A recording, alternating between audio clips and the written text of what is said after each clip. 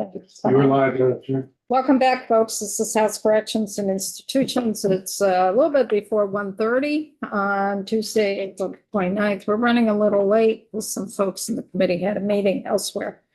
So we're just going to get a little update from DOC, just kind of educational purposes in terms of the process for NCAPS. DOC's been dealing with this for years and years and years and years, and then even more years and years and years. So it'd be really good, Al, to talk about how it's dealt with, where in the facility are folks housed, how long do they stay, do you know who the folks are? And also, this has been occurring for so many years, and before it used to be folks mostly with alcohol intake, but now I'm sure it's a little bit different. And there's concern about they're coming in, and then when they're released, what's the process? Do they have people picking them up? How do they get home?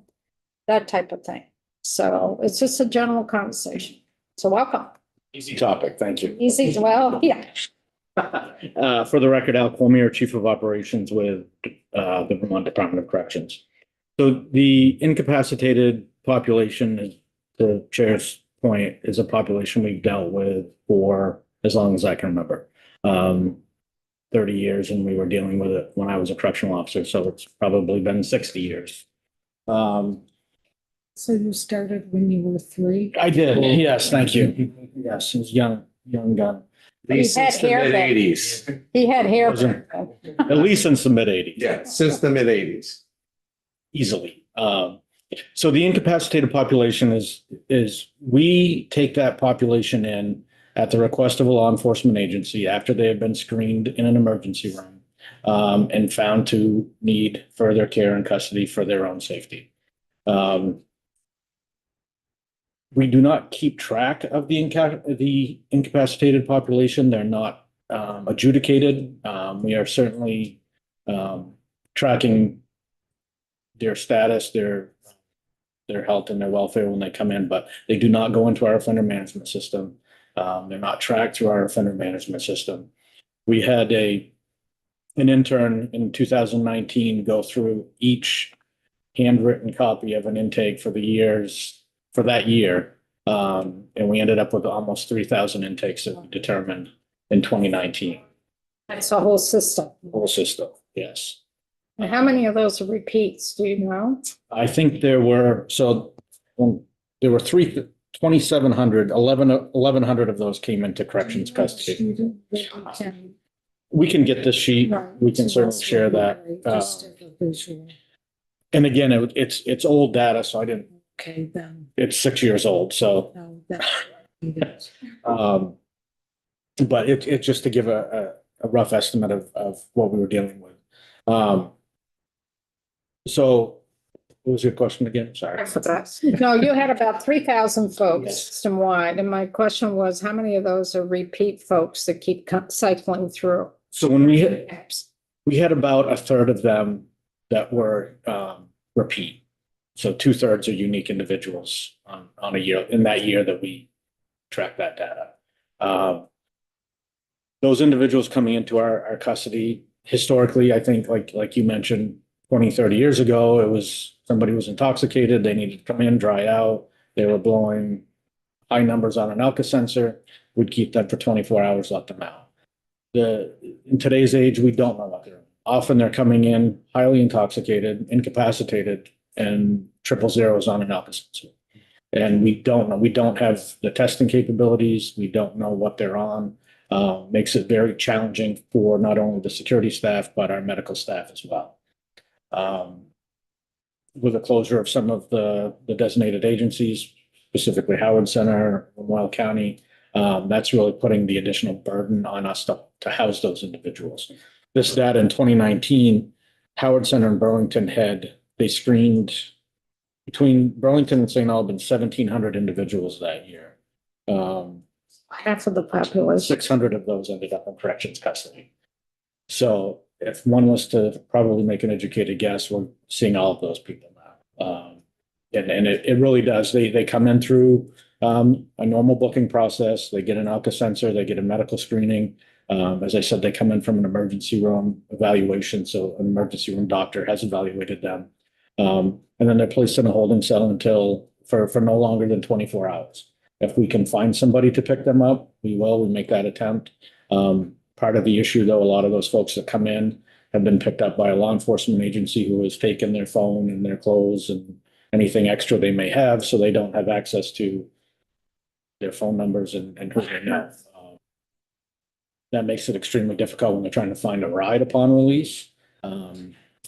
Familiar with our correctional facilities, specifically St. Johnsbury, Newport. Their numbers are quite low. Most of those end up in St. Johnsbury, but St. Albans and St. Johnsbury specifically, where they're located, for somebody to walk back into town to try to find a bus or a taxi is very difficult. Especially in the middle of winter, if they're coming in the middle of the night and they've reached their 24-hour mark and we're statutorily obligated to let them go after 24 hours, we could be releasing somebody into the cold in the middle of the night at 2 a.m. Not an ideal situation by any means. My prior role as superintendent in St. Johnsbury, we had worked with one of the local mental health or substance abuse programs in St. Johnsbury, where they would actually come and pick them up and give them a ride and offer them services and treatment. But funding cuts and staffing cuts and COVID impacted that. And we've talked about it as an agency, we don't have the resources as a correctional department to work with those designated agencies because they're limited in their resources as well. So, oftentimes these people come in, they're combative. They want to argue, they want to fight. They may be suicidal, self-harm ideation. That puts extra pressure on our staff, especially if we are able to do the suicide risk assessment. That may require somebody to sit in front of a cell for 24 hours just watching that individual. Make sure that they don't self-harm. We're equipped, we handle it, we've done it, it's something we've done forever. There aren't any other resources out there at this point, and we're prepared to continue to hold them, but it is a challenge. That door was gonna do it. Well, then. You're doing big. I saw it. Do not have a doorstep? No, I don't. Your foot. Joe, make a. Yeah, carve a doorstep for us. Probably figure out something. So, and one of the additional challenges, and we've talked about the burden on law enforcement moving people to St. Albans and other areas. It's the same with the incapacitated population, because Chittenden is no longer accepting male individuals. Those males all go to Chittenden now. In the 2019 data, there were over 700 males that went into Chittenden in 2019. Just a little over 200 females that were brought in as incapacitated individuals. So again, making the assumption that those folks are all being diverted and probably seeing an increase in these numbers, that an additional burden on St. Albans in their extremely small booking area. So it's a challenge. So where are they held in the holding cell? Is it just there in booking? As long as there's room. If somebody is actively combative, they may go into a segregation cell if we have room. But generally they're kept in the holding area. Whoops, go ahead, Mary. If you don't have room, do you move them to another place or no? There's always room at the end. Okay. You stack them up, Yeah, put 4 or 5 to a row. correct. So have you encountered folks who are going through withdrawal with opioids? Yeah, very sick. And again, our medical team will do that assessment on them. Oftentimes, if we're concerned about our ability to maintain adequate medical care, we'll send them back out. We'll call an ambulance and have an ambulance come get them. Right. You had said that you don't have the testing capabilities to figure out sometimes what they're on. But then also they've been screened at the ER. And so I'm wondering, what is that screening like? What are you guaranteed to know? What are they supposed to do? They may have the screening, but they're not sending us that information. Oh, it doesn't even come. Oh, No, we'll just get a form that says they were screened and cleared and are able to be housed in a correctional facility. Does it tell you what they were screened for? I'm not sure. I'd have to look at that form. Is it HIPAA that's in the way of that? Potentially, yeah. You really don't know what you're doing with. And because they're just in this in-cap status, DOC doesn't yet have We have- medical authority over them. Correct. We offer Yeah, medical services, but again, they're non-adjudicated, they're Yeah. non-detained by the court. It's not a court order, it's. right. That's kind of a liability. So, We've been dealing with this. We tried to take the pressure off of DOC. Many years ago, we had a pretty in-depth study. And it started in this committee to say we can't continue this. But the issue is the money has to be out in the community to provide those beds to take the pressure off. Nobody wants to do it because you need security. All right. Do you provide testimony to human services? Yes. And do you summarize that in 2%? It was basically what I've just relayed here. Same. Did you indicate a willingness to end the prohibition? I think we would like to see that, but we're in a position where we're the only game in town right now, so. Pretty bad. I mean, I remember the days, this was back in the early 2000s. This was a big issue, particularly like up in St. Johnsbury, Rutland. They just didn't have the room and folks were coming in and it was a real liability issue because DOC didn't know who they were dealing with. so say we had someone in Bennington that was having the, where would you take them or not? You'd- Rutland. And doing what I do at UVM, I meet with a lot of students who have been, at the time they were taken to Act One or Chittenden County. Do you track that well? Do you notice? I don't see a lot of that anymore. UVM students being taken to St. Albans. No, I'm not sure, again, where we don't, Yeah. everything's paper form, so we'd have to really dig into, to look at that data and see what those numbers are. I think VDH has those numbers. I think DSU provided some of that to Health and Human Services. We could probably get what those numbers are. You have a gut and a hunch? I don't. What would, I'm trying to get a handle on, what would prompt officer, has to be an officer, come and take a person and bring them to you?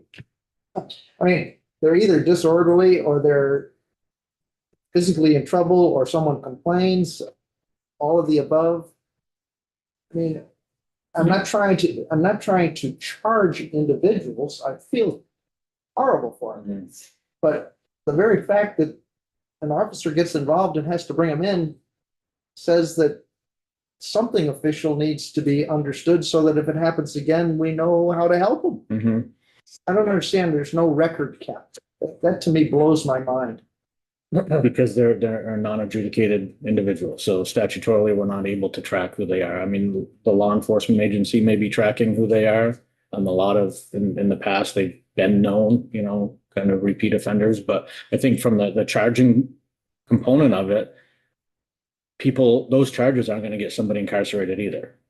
Right, that's gonna be released on their own recognizance or bail imposed or whatever, and then, so the only legal way to get them into a safe setting is through the incapacitated person process, where it's a public safety component and getting them to a place where they can essentially dry out for 24 hours.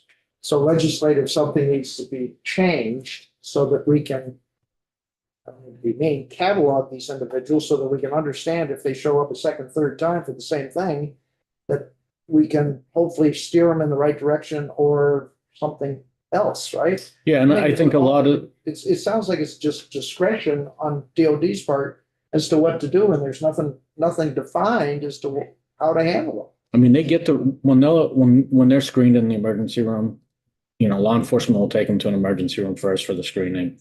They'll be released back. They're offered those services. They are offered treatment service, they're offered resources in the community where they can get assistance. It's on them once they're released. But again, if they're under the influence and incapacitated, they may not remember that conversation. them. Understand?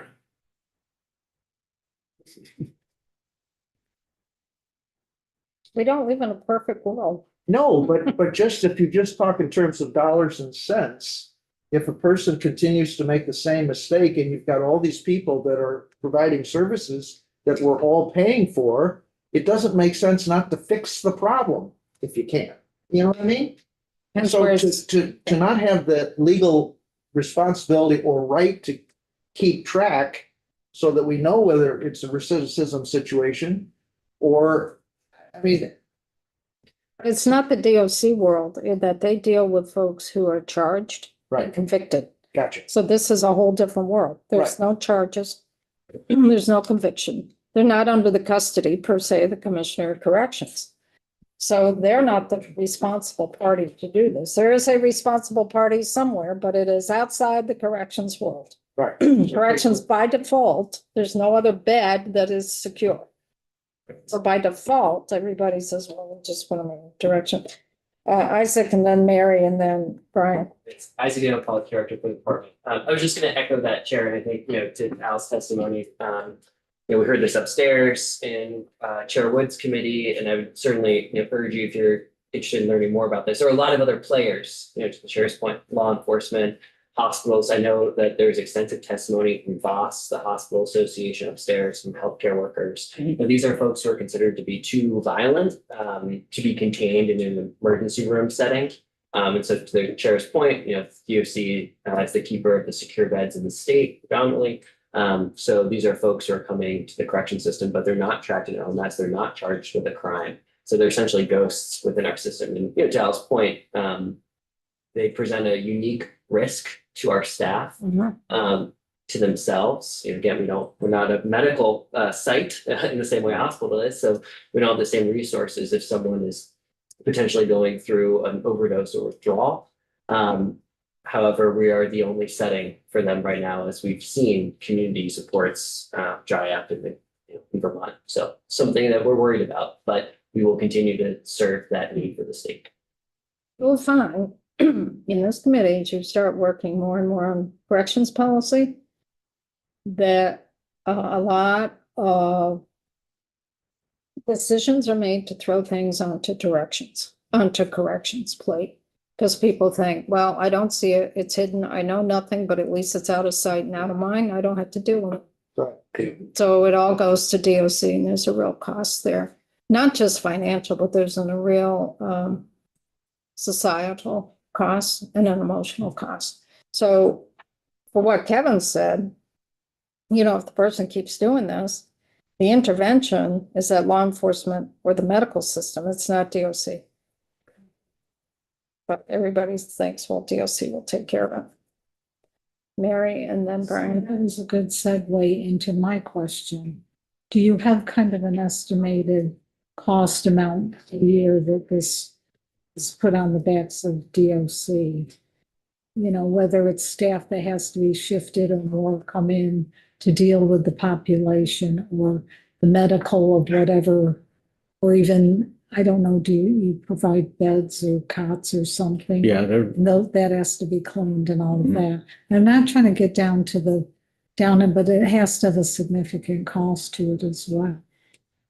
absolutely. I mean, the staffing costs, the medical costs, right? We're providing those services. And I think if we could look at numbers from the last year and get an average of what it costs to hold $80,000 a year to hold somebody. Do you have those numbers and not 3 or 6 year old numbers? So, well, we'd have to do a manual review of all the paper intake forms, but we said $299 per day roughly to incarcerate someone in Vermont. So do the math, if we have 3,000 a year, $300.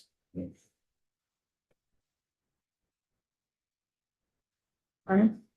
During Kevin's line of questioning, I became confused because at the beginning of your presentation, you talked about this intern in 2019 going through paper forms and being able to track these folks to figure out who is recidivating. But then I thought during his questioning, it was more that you lack the statutory authority to track them. So one sounds like it's a Track them technology electronically. problem. Yeah. And so if you had the technology. No, we have the technology, Okay, so we can't track them through the technology. It's not part of the offender management Right. system. Because the offender management system is only for those that are held by a court order or under some form of supervision. and there's no other database in which that information could be held without violating some sort of statute? Okay. Connor and then Kevin? Yeah, so Al, they're not charged when they come in, but like, what if they pick up a charge, like while they're in, like if they take a swing at a CO or something? How does that even work? Because, COs don't have arresting authority. Do you bring in the police? We would then call. Wow, that's messy. And that has happened. We've seen that happen on occasion where somebody will take a swing at a correctional officer, then we have to call law enforcement to come investigate. On the other side of that, somebody comes in and says they're released and then they're like, all my property's missing, somebody from corrections stole it.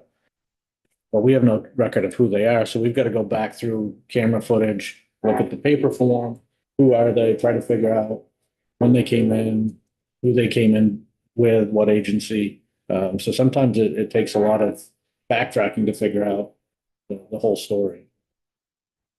Kevin and then Mary? The very fact that they're in DOC's facility puts DOC at risk.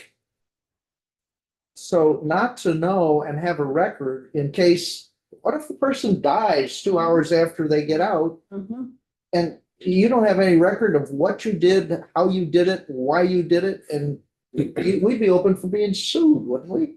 That That's happened what 3 years ago. So we need legislation, don't we?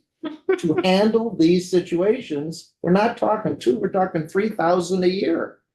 Have beds in the community. Liability. Have beds. That's why I said the liability. Yeah, There was an individual that left St. Johnsbury after 24 hours, collapsed in the parking lot and died. not to paint the picture so bad, but 3,000 is probably half of the people that are really in the situation, but they just haven't been brought in. So from a humanity standpoint, we need to do a better job.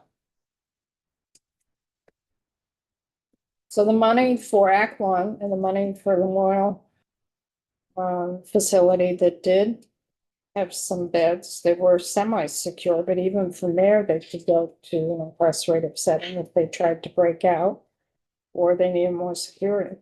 The funding for that dried up. Mary? Well, technically, you kind of just answered it, but how many cases have you had, or if any, but you said one at least? Did you have someone die or something happen, or they said they were missing something? So a case or something against corrections then on top of it. Well, I mean, I think with when we get those calls, a lot of times it's the local law enforcement agency that has taken their stuff and they don't remember. But then it requires us to go back and be able to prove that nothing happened. The assaults, few and far between, but it does happen. So Has DOC ever been sued by the new one? not that I can recall. But you have no data, so you wouldn't know that probably either, so. And I love the information, but I thought initially we were getting information because we're thinking about, we need to provide, we need to get their things back to them because we've transported them someplace and they may not be able to get it back. So I'll ask the stupid question.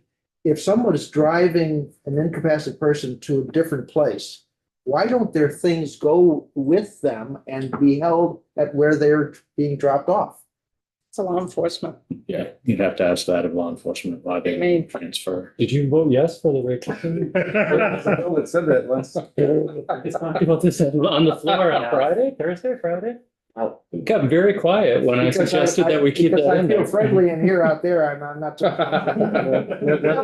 I'll show my ignorance in here. Huh? No, you're not showing ignorance. It's just common sense. I mean, it's a great question because we see that challenge when folks are released and they don't have their phone. And you know, Chittenden County is a prime example. When they were housed at CRCF, it was one thing, but when they're housed in St. Albans and then they have to find a ride back to the Chittenden County area and then to the local law enforcement agency that took their stuff, that's a burden. And we get pushback from the community, specifically St. Johnsbury and St. Albans, where we will bring somebody to the RCT bus stop so they can catch a bus back to wherever they're from. But then the town's like, we don't want, you know, why is DOC releasing all these people? Well, we're not.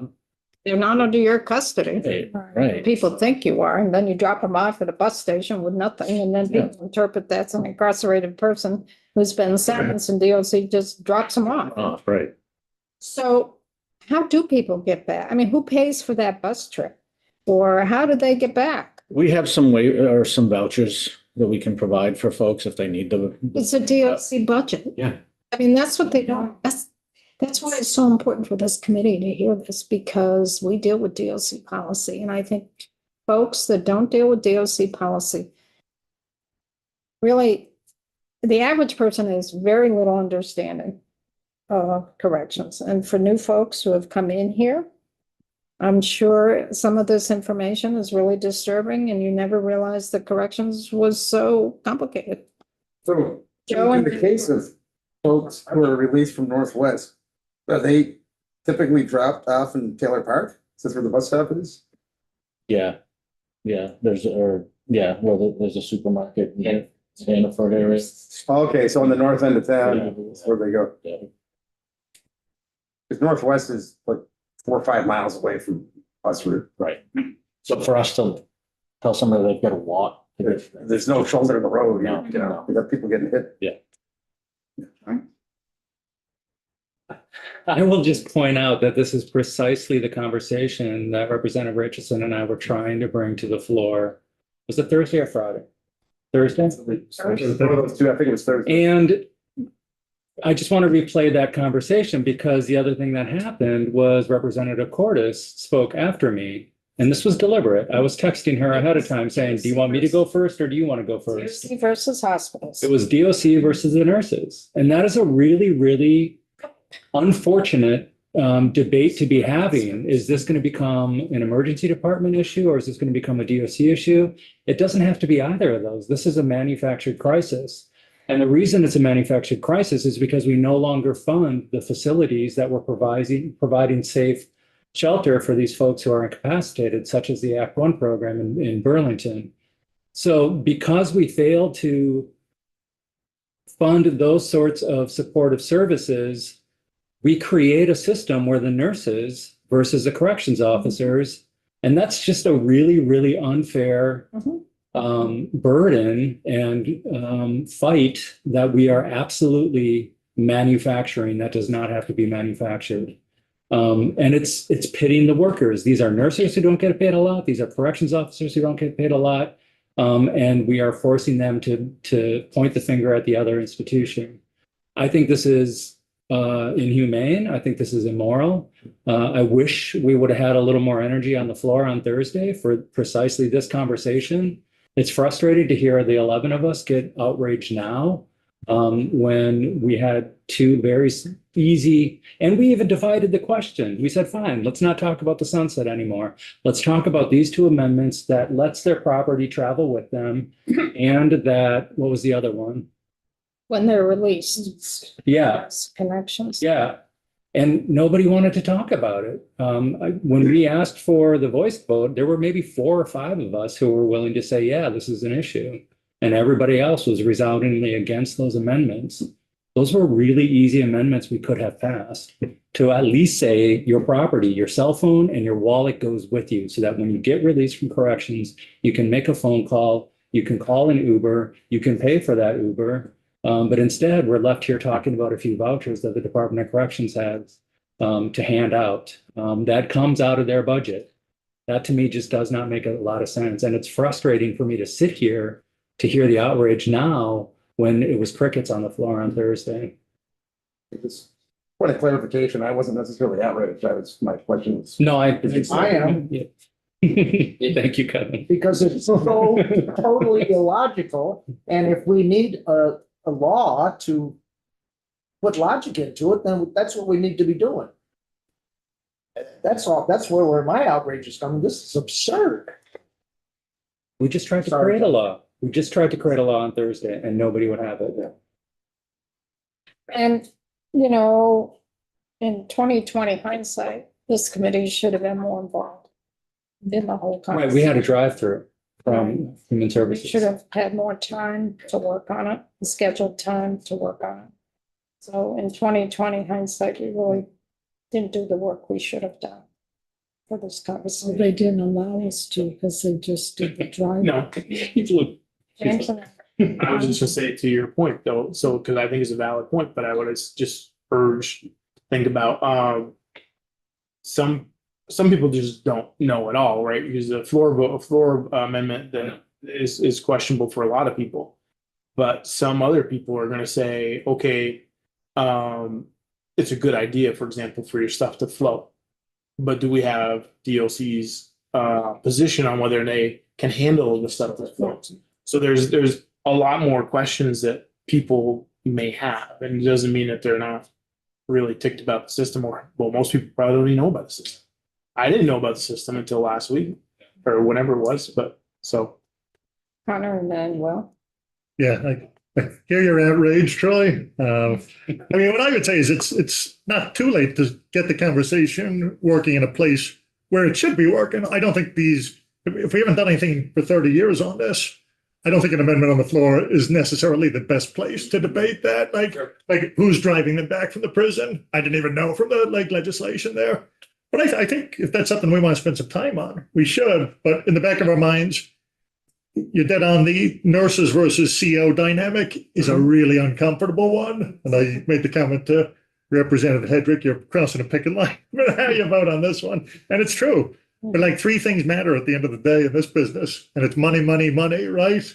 And unless we find a funding source or something that we're just talking to ourselves because we're not going to fix anything. So Ways and Means would need to be in discussion too, and appropriations. You're still pragmatic. And law enforcement. I tried to be, yeah. Will and then Kevin. Yeah, no, I just wanted to add on that, the reason I was a no, I thought it was actually a good idea, but the reason I was a no is because all of a sudden, right before we're gonna take this vote, nurses and nursing associations reach out. And I just was like, well, I didn't even think this had to deal with nurses, but clearly it does. So I'm not gonna support it until I hear them out and what their general concerns are. So I mean, it gets brought up again. And it's a different conversation. Kevin? How is there additional costs for the contents and then an incapacitated person doesn't go with them and stays with whoever's responsible for watching them in their cell? How is there any additional cost? There's no additional There cost for isn't us. any additional cost. It's absurd to say it's, and I agree with the money, but it's inhumane. The additional cost is We're provided agreeing that's here. outside of. Now, there's another. That's the cost. Just this particular aspect of it is what is so We're absurd. gonna make you a liberal yet. I don't think so. I get accused. This is just common sense. This isn't liberal. This is. They were in tie-dye back home. Big peace sign. It must be related to that carry code. How much time do I have? It doesn't make sense, because if you're not documenting it, you don't know who it belongs to. So what was in So the if I were DOC, now I'm gonna criticize DOC, I would be screaming from the rooftops that I don't have authority to do what I'm being forced to do. I would strike. Wow. Wild card. Hey, you're gonna say carrot cake. You're gonna take Troy's place. That's a part. Is that absurd that they can't strike Kevin? I know. Doesn't that get you going? That's what they should do. Oh, and I'm Three. sorry. You told me Kevin would be the liberal and Will would be the conservative. Oh, yeah, I hear Do you know what we pay them? it's something in the carrot 25 cake, folks. You wanna get fired up? Troy's now going to have a salary increase across the board. I'm so glad this session's ending. Sorry. Bend down here and write a bill. Oh, good. Bend down. We're going to. He's eating carrot cake, so we'll see what comes out of it. So I would really recommend, and I don't remember what year this big report was done, 2010. Another study. Big report. It came from Dick Sears and I, Senator Sears and I have been working on this for a long time. And we said it's got to stop. DOC cannot be the backup. And we worked on and got a study done to really figure out where do you house incapacitated folks? And it might be good for members to read that study. It was around 2009, 2010. It was quite a The while. original sunset was 2015. Yeah, and then we kept putting the sunset out because we really had a strategy in terms of where the beds were needed and the cost. And it was looking at our designated agencies. It was looking at our nonprofits out there to really come to the table and do this. And there tried to be a plan on how it would get carried out. The funding doesn't go, funding doesn't come through, so you can't get those beds up. And you can't get the staff to support those beds. And then it falls apart, and by default, you get DOC. Huh? Did the study put like a number of, Yes. like for funding? It did. It had number for funding, had number of beds, and it had where in the state those beds needed to go. It's worth a I read. mean, it was a real in-depth, and it all came from Senator Sears in this committee. Well, I remember we had some discussion. What'd you do, your shoes? It's warm in here right now. Or- Do you feel that? We had a discussion down in Bennington with a lot of the different groups that could have possibly provided beds or some of the agencies. But you could never get any information from them as to what each group was doing.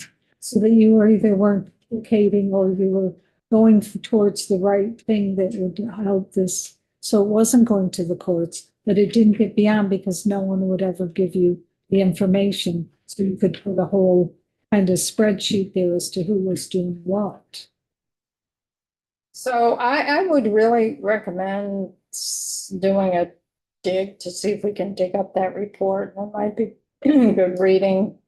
Maybe we can get Michael Chernick to find out. Michael's really good at that. But, I keep saying, we did all this work. We did all this study. The plan was pretty clear and what needed to get carried out. But what came through the Council of State Governments when they were doing Justice Reinvestment 2? This is a little sidetrack. Granted, these folks are not under DOC custody. But one thing with Council of State Governments, when folks who are incarcerated and under DOC custody, the one thing that the Council of State Governments found pretty clear is when those folks are re-entered into the community, the designated agencies, the nonprofits don't want anything to do with them. They want DOC to take care of their substance abuse treatment, their employment issues, their housing issues, mental health issues. They don't want to touch it. And that's part of the problem, that our community partners are not there to help folks who are reentering from DOC. It's the same dynamics here within CAPS, the exact same thing. DOC will take care of it. It's out of my mind. I don't have to see it. The person's not on the street anymore. They're gone. And that's what's playing out. So I think the key is really to look at that report. I know it's late in the session, but this may be an issue that we really want to dig into next session. Now that you've got some understanding of DOC. I think it would have been hard for the committee to deal with this more at the beginning of the session. But you got to understand dynamics of DOC first. But we'll have Michael Chernick maybe try to find that report. Because that's why we kept extending the sunset. The sunset was to stop holding incapacitated folks in corrections. And that was the basis for the 2019 information that we have. And I'm happy to share that. Again, it's dated, but I mean, So just to reiterate, in Pretty broad. 19, you had 3,000 of them, yeah. not you take the 3,000 separate visits, if you will.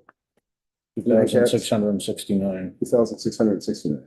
Which facility gets used the most? Is it St. Albans and St. J, or is it? Rollins? At the time, 2019, it was CRCF. It's now swapped to between St. Albans and St. Kingsbury. Newport and Springfield see very few. I've already stuck my foot so far down my mouth, I might as well go further. Feels good. My perception is that for a person to be so incapacitated that they show up at DOC, a law has to have been broken. No, No. Hear me out. If somebody forced them to drink or take drugs that put them in that situation, there's got to be a law against that. But you gotta know who the person is. and have the Understand, evidence. you might have to figure it out, but somebody broke a law that way. It's protective custody. It's not. And if that wasn't the situation, the person chose to put themselves into that position. Either way, hasn't the law been broken?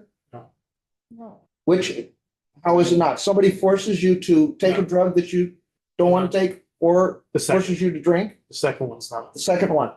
So public intoxication is not a It's law. not a crime. I read that on the floor. It is not a crime. It's not a crime to walk the street drunk.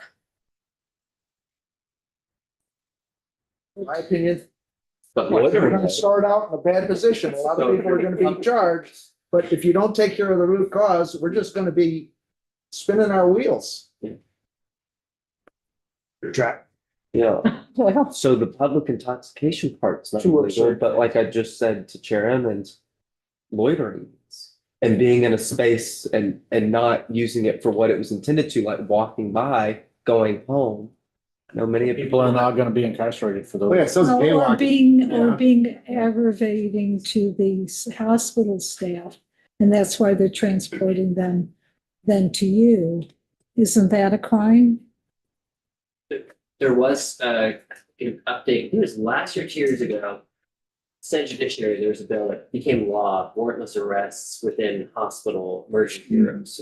Because hospital workers, for the same reason, testified about being victims of violence in workplaces. And so they made it easier to charge someone with assault within a hospital setting. it would be coming in before the courts, and then the courts would determine whether they would be held in corrections or released on conditions. But that's what happened. Released on condition, which is where the protective custody component comes in as an easy Right. fix, easy win.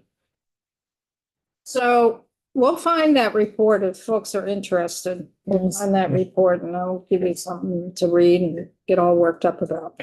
Right, Kevin? Let's not, Maybe you'll find an answer to it. let's not do another Well, study no, to study actually, the study. Yeah, let's not do. Can't believe we changed the law. So thank you, Al, for coming in. You're more than welcome to stay. We're gonna kick over to H32 to kind of figure out what we're gonna do with this piece of legislation that deals with MOUD. We may have some questions that pop up. Stay. Stay. You get this, but So if you- yeah. Okay. 5-minute break. Thank you. Take your own personal break. Thanks. So it says. Sorry to be entertainment now. You good? You good? Start writing bills, Kevin. Running this. The two Toe to of toe you with are Troy. having such a love fest over there. I love it. I would love to see you two co-sponsor. So Katie, come on up. We have a new draft. May have caused. Now that See you- what we're gonna do, if we're gonna do anything. It's insane. Absolutely. We've lost common sense. Yes. Common sense ever come into play. So before we get started, Indeed. If you hopefully this is the last Oh, this is me? time. Farmville.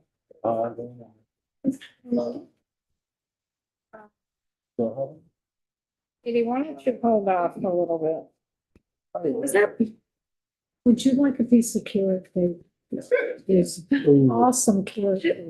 Oh, thank you. Wait until you get the side effects, Mary. Oh, that's right. So. Kevin got. This is hot off the press.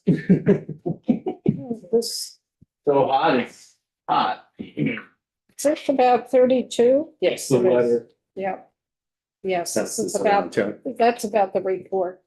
So I just want to get the committee focused a little bit on this particular piece of legislation and the work we did with Katie. Or the work that Katie did for us to get us focused on whether or not we wanted to work on H32 to begin with. Yeah.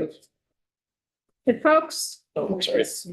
if folks remember, Joe does. if folks remember, in the middle of February, Mhm. Katie put together this little piece, kind of help us get focused. I'm gonna go through this real quick. This is what we kind of figured out. What is the problem that we're trying to solve with the MOUD, with H32? Because it really started out in a very different place than where we are now. It really started out a lot stronger. And really working with DOC, working with the outside to really provide more services to folks on MOUD. We came in, there was a question of inadequate services, MOUD services, lack of parity with the community, improved diagnosis, lack of coordinated care through reentry or reduced diversion. We decided that what our priority was lack of parity with the community. We wanted to make sure that MOUD that was offered in our corrections facilities was on parity with what's offered in the community. And we were concerned there was lack of coordinated care through reentry when someone is on MOUD, that we wanted that care when they came into the came out in the community. We were concerned about who should be responsible for making the decisions of MOUD in our correctional facilities. Should it be DOC staff? Should it be our contractor, medical contractor, WellPath? Should it be the hub and spokes? Or should it be counseling services that are provided by a different provider? We came down to WellPath. That the entity that's responsible for the delivery of MOUD in our correctional facility is really WellPath. The committee decided as well when and under what circumstances is a person screened for OUD, opioid use disorder, and what medications need to be provided.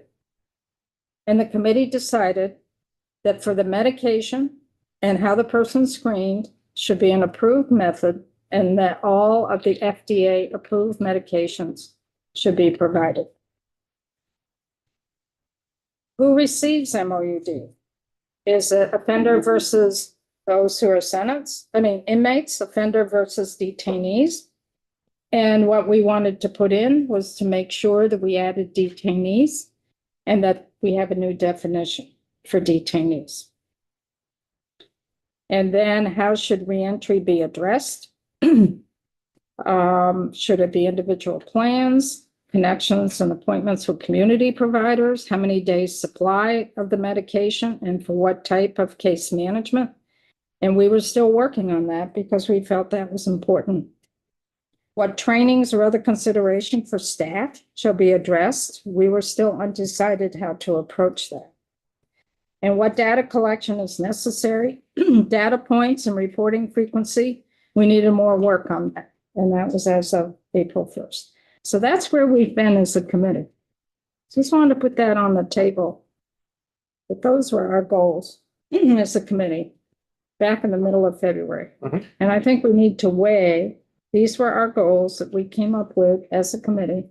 We need to weigh, does the draft of H32 carry this out or not? So I'm just asking each committee member to weigh this. For that.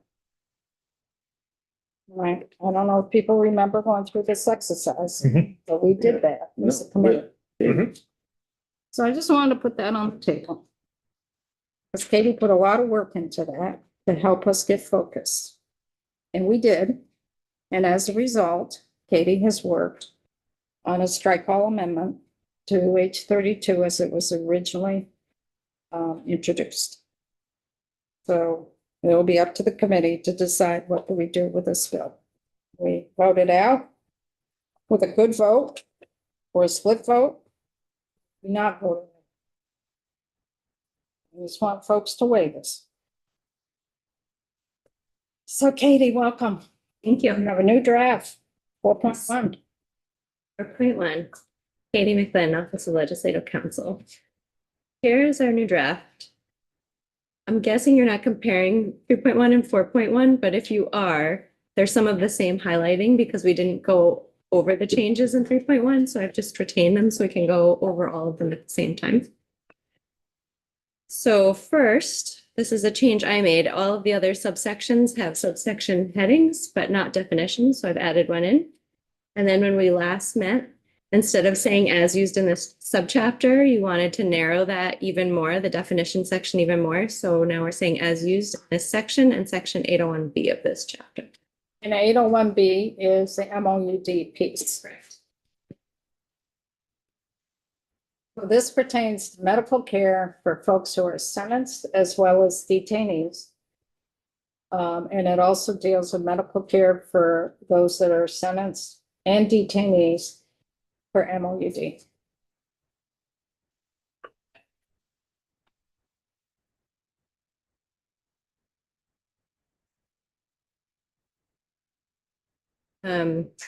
We struck through this language. This is also a subsection header. Previously, our definitions had been sort of buried in the middle. And last time we met, we talked about how we move them up to the beginning of that section.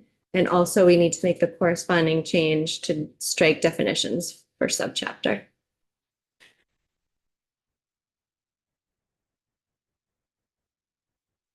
Okay, I'm on page 5. A previous draft had used external medical provider contracts, and the committee decided to maintain the status quo, third-party medical provider contracts. Also, there had been a discussion about through time of release, that there would be medication through time, from admission through time of release. And to match other language in the bill, the phrase through time of discharge from the facility was chosen. Next change is the bottom of page 6, adding the sentence, the department or its contractor may do the same for the detainee. And that's for medical care. We're still in medical care, not It was MPD. to identify any necessary health care. And identify, the department or contractor shall identify any necessary healthcare practitioner and schedule an intake appointment for the offender with the healthcare practitioner. To ensure that, is that still there? To ensure that the offender can That the continue. offender can continue care in the community as part of the offender's reentry. So that only goes for sentenced folks, not detainees. That they would follow through to make sure that the sentenced person that's reentering the community would have a continuity of care. Mhm. And that's for medical. That's for your health, your high blood pressure, cholesterol, heart, mental health. It's not for MOUD. And it's just for sentence folks. It's not for detainees. And the addition of this sentence allows. Right, for detainees. Mhm. Okay, and now the top of page 7, we're transitioning, so we're moving from healthcare generally to substance use disorder.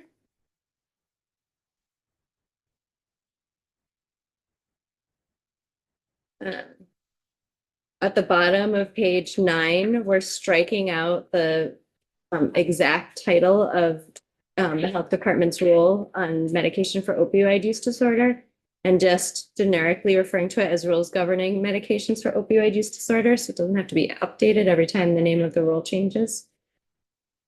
And that we worked with Tony Fallon on that, correct? Yes.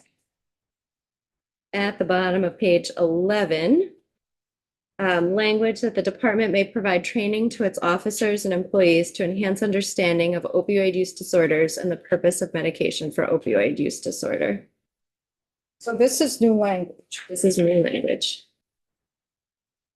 I want to make sure that DOC has a chance to weigh in on this.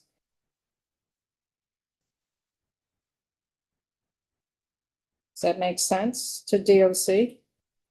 Do that currently. The turning point coaches coming in. Back to training. Troy? Did they do anything at the academy? And you got it. They don't forget. Okay. And then ongoing, they do it? Well, you may. Thank you.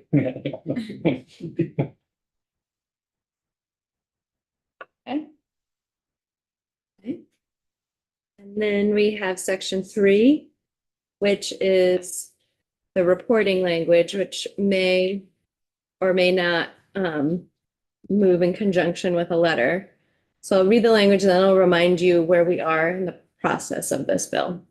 So annually, on or before January 15th, the Department of Corrections, in consultation with the Department of Vermont Health Access, shall submit a written report to House Committee on Corrections and Institutions and to the Senate Committee on Judiciary, assessing whether the provision of medication for opioid use disorder in correctional settings improves health outcomes for previously incarcerated individuals reentering the community, using as one data point the aggregated number of individuals who continue to refill a prescription for medication for opioid use disorder 6 months after reentering the community.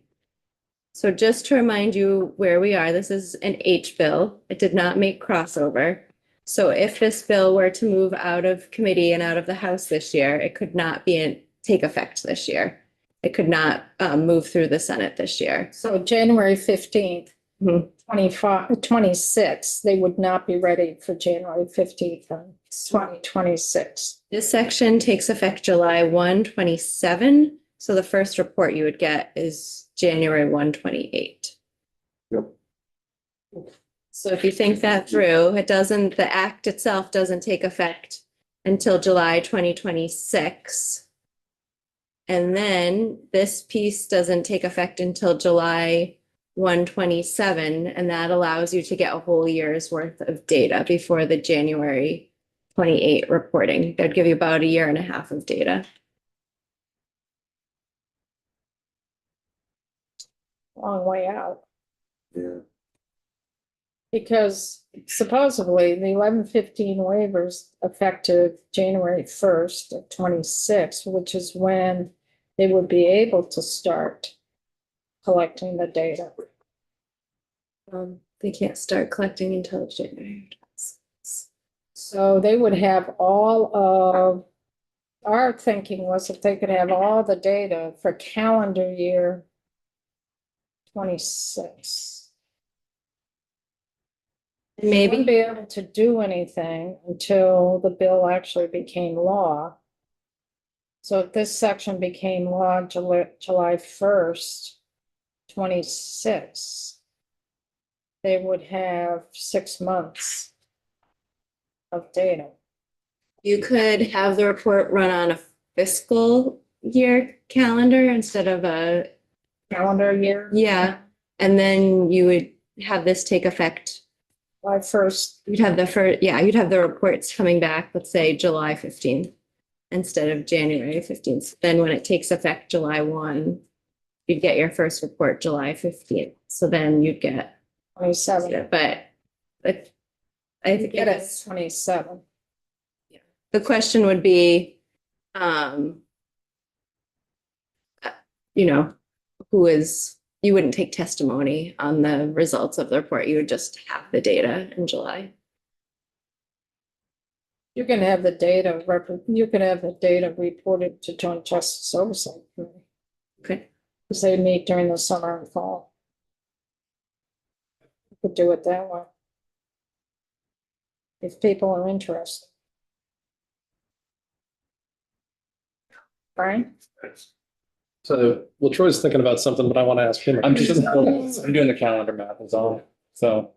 Well, and it's sort of for you and sort of for Alice and sort of for Katie, but I think I heard you on Friday and you today described this current version as sort of watered down from the original. And I tried to read through it super fast. What's been lost that's big, important? I have to think about what we did, because this You mean was for the November, report? December. This Mean for the- wording language? No, the description of the bill isn't as the whole damn thing. I mean, I think our original intent was to really bring MOUD into corrections. And even to the point where within corrections, they would have been able to serve as a hub. That was kind of the original. So internally Right. instead of externally, I yeah. feel like an overgeneralization case. So you're comparing the bill as introduced? Oh, this maintains the status quo much more. Yeah. It was the vision of the bill as introduced, and correct me if I'm wrong, is trying to bring it much more parallel to the community system in that community providers would be providing services in a correctional facility. Right. This maintains more so the status quo, continuing to use the same contractor and making more tweaks than anything else, that there's more flexibility akin to the community, for example, not specifying that you have to start on a specific type of medication and that you can only transfer from one medication to the other, and not vice versa. And so we've sort of shifted from this idea of bringing it in to just enshrining what is the status quo. And there's some small tweaks, I think.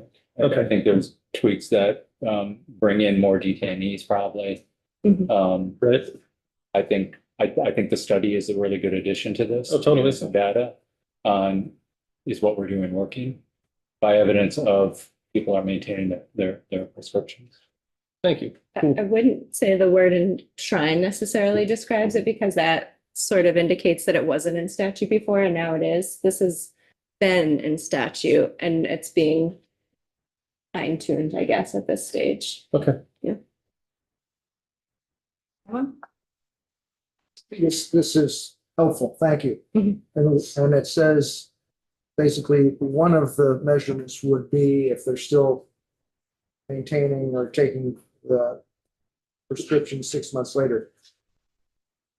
I would like to see 6 months later that they haven't been charged again and that they're productive and healthy. I mean, there's a lot of ways we could measure this, but to me, that's a more important measurement than are they still taking the prescriptions to feel okay? Mhm. And when I say feel okay, that's psychologically and physically. I would like to know over a period of time that they, in fact, are back in the community and they're a productive citizen. Mhm. There's lots of ways we could measure this. This is just one way, and I don't know that this particular measurement is as effective as others. Yeah, could I step back and talk about the process a little bit? Sure. So this could be changed. This isn't permanent. But being that this is a House bill and it still has to go to the Senate and it still has to come back here, I think the concept that the committee was talking about is that there is still time to get more information from DEVA and DOC to try to fine tune this as it moves through the process. To that end, there's a letter that you asked me to put together, and that's asking, because you don't have a moving vehicle to stick it in, asking DOC and DEVA to work on this while you're not meeting and to come back next January with proposals of what they are capable of doing and what makes sense to do to catch this metric. So I realize I'm not answering your question specifically, but just to give the bigger picture of where this is in process. Criticize. Mhm. You're outstanding. I'm just making the point that I don't want us to zero in on one thing that I don't think really makes the measurement that I'm hoping we can do. That's Karen? I just wanted to make sure that I heard you correct. And I understand it was in statute before. So it wasn't done before, so how do we think it's going to be done now? Even though this is more of this for them to talk about it and put it forward, but it's been there. We should have been doing something prior to this and haven't. So this is great that we're putting it forward to be looked at again, but just concerned it won't be done again. Trying to follow. I think some of it is just that technical clarification in terms of really defining detainee. We hadn't had that defined yet. Verifying healthcare practitioner, using consistent terms throughout. And defining it that they're working within their scope of practice. Yep. Because we didn't have that before, to be very clear. There's language currently in statute that would suggest an 28-day supply of MOUD medication, so it cleans that up to specify a legally permissible amount. So there are sort of those types of, and then right now, you have to start the person on buprenorphine and they can move to methadone. So this language, I would say, is more flexible or more like what happens in the community, that the provider has more flexibility to choose the appropriate medication. But we really don't know what's going on in the community ever because we have no data. And again, I know this is a stepping stone to get that again. I'm just kind of tired of being like a dog chasing its tail and never catching it to get the information that, like I said, I want to do all of these things that's appropriate, but I really have not seen much of anything that has shown me a clear path to get from here to there to do the right thing for people as they're reentering our community. And I'm not trying to be passionate with you. It's, you know, you don't need to hear my frustration, but So Isaac, you had your hand up. I don't want to kick the hornet's nest here, but I think I still bristle a bit at the language that the department is reporting on, like, the status of folks beyond our jurisdiction, on their, on their care, on data that is really beyond our ability to gather that. And I appreciate, Katie made the point that if we're going to work with DEVA, I'm trying to figure this out. I know DEVA has some concerns as well as being the point. I think we'll just have to kind of see what happens with the 1115 waiver. But I mean, as written here, I think it'd be very difficult for the department to do some of this, as we've expressed before. And I agree with what you're saying. So the measurement you might be able to provide is these people haven't shown up again in any capacity. At least that is one data point. And oh, by the way, they haven't shown up for 10 years. That would be good data. I agree. You can't get the rest of it, but somehow we need to be able to figure out or measure that what we are doing is better than what we were doing. That's my only point with the measurements. And I agree with you 100%. I think one of the successes is when someone reenters the community from being incarcerated, they're not overdosing and dying. And Dr. Lord was pretty clear on that in terms of seeing such a decrease in that happening. Yep. That was really one of the primary goals here for that, because what was happening before, people, when they were reentering, they weren't in treatment while they were incarcerated. When they re-entered, it's a public safety issue that they wanted to go out and get the drugs, get the opioids, get whatever was out there, and their system just got slammed with it. And they overdosed, which is pressure on your local law enforcement, local fire department, ambulance, hospitals. And then some died. So. Yeah. Joe, did you have your hand up? Well, Sure. well, sort of, I think that, that would be a prerequisite for any other success measurements, is that there's not morbidity. But there's, I would think that success would be determined on some sort of graduated scale. Certainly recidivism, however that's measured. And I know there are questions of how we're measuring recidivism that I'm cognizant that that's a discussion. And then maybe there are some other metrics beyond that, which I'm not necessarily offering specifics at this time. Recidivism is a tough one because the 3-year cycle. Is it a new crime? It's not a violation of conditions. It's a brand new crime. And is that new crime driven by drug abuse or not? Or even a violation of conditions if it came back, the person came back in, they were on furlough or they were on parole and they violated a condition that they weren't supposed to go out of state. That could be a condition on furlough. They're not allowed out of state and they went out of state. And they went out of state 3 times and it wasn't to get drugs. It was maybe to visit family or whatever it may be. And then after the 3rd or 4th time, the field office PMP person said, okay, I'm violating you on a violation of conditions of release. You're back incarcerated, but is the person was on MOUD, they've been successful on MOUD in terms of continuing, but their violation isn't connected to MOUD at all. So that's, so yeah, they came back incarcerated, but it may not be MOUD driven. But somebody has to make that determination. Maybe we'll have to close the door a little bit.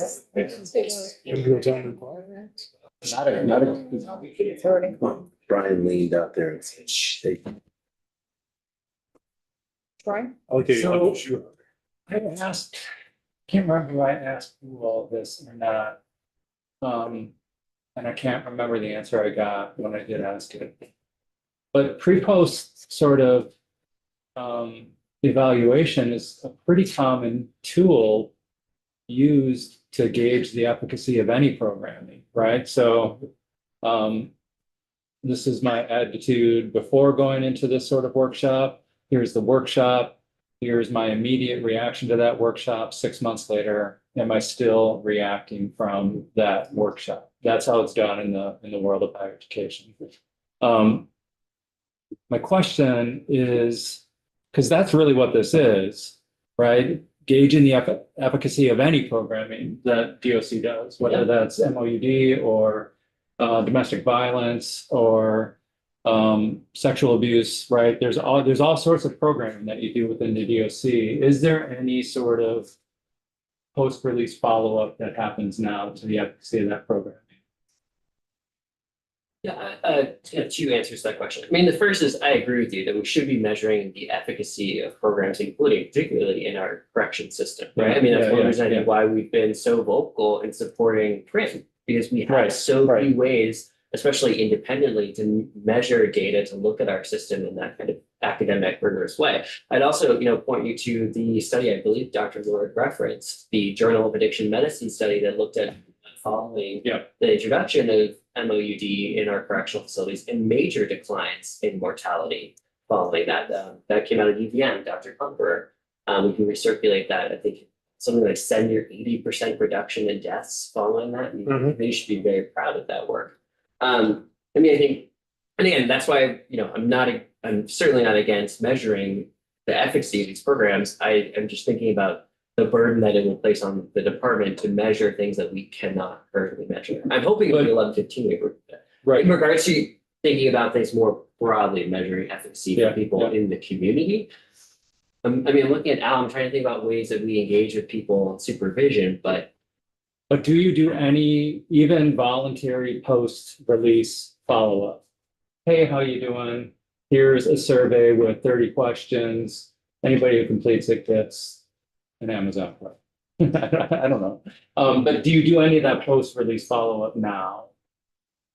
Because I'm not opposed to doing that. I know you can't require it, but I would say it's informal, just put the check. with the POs, Yeah. but nothing structured. Well, in short, that's where I would really lean on our community partners, I right? Because agree. there is always going to be a perverse incentive for someone to want to engage. Like, I think if your PO sends you something, you might feel like you're forced to do it, or there might be adverse Sure. response. Like, I think there's going to be a bias in that system. So that's where, again, we lean very heavily on our partners at UVM in the community to do some of that work, and we're happy to collaborate. with them. Okay. I sometimes get worried when the department is tasked with being a public, we just talked about taking on more than our jurisdiction. When we become also doing statistical research, when we become tasked with, doing public health research, when we have, the folks at Department of Health who have formed an incarcerative health collaborative, so they're trying to do more of this public health research.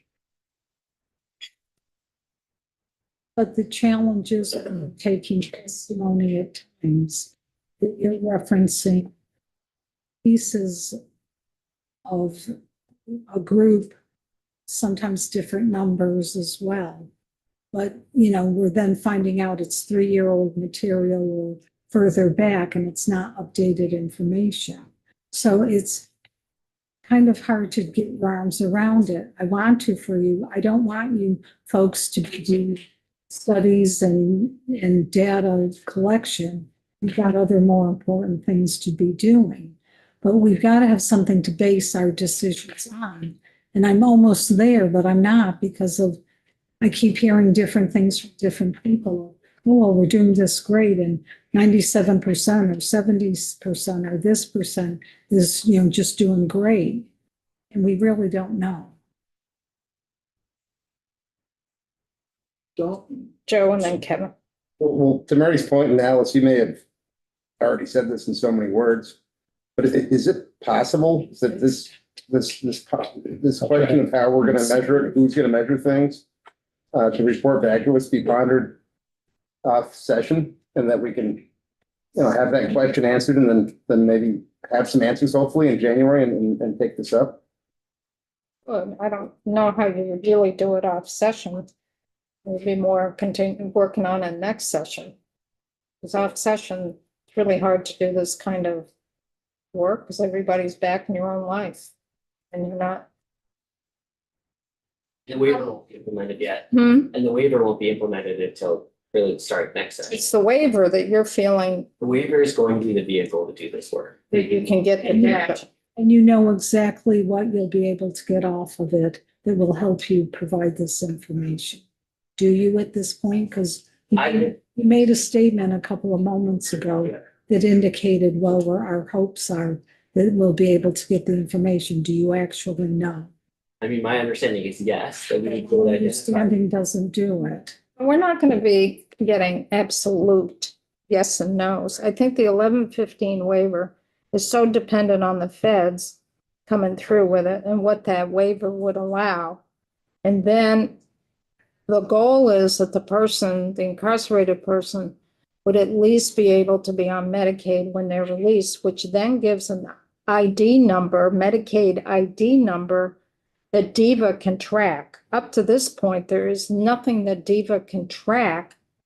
DEVA is your agency or department that deals strictly with Medicaid. So by having a Medicaid number indicates, at least in the medical world, if the person is getting their prescriptions on a regular basis, isn't showing up in the emergency room with an overdose, that type of data.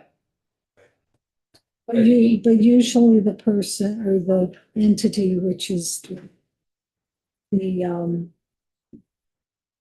waiver group working with you, you should be knowing going into this what it actually is going to show you. And have you been given all that detail? Well, I know they're building it right now.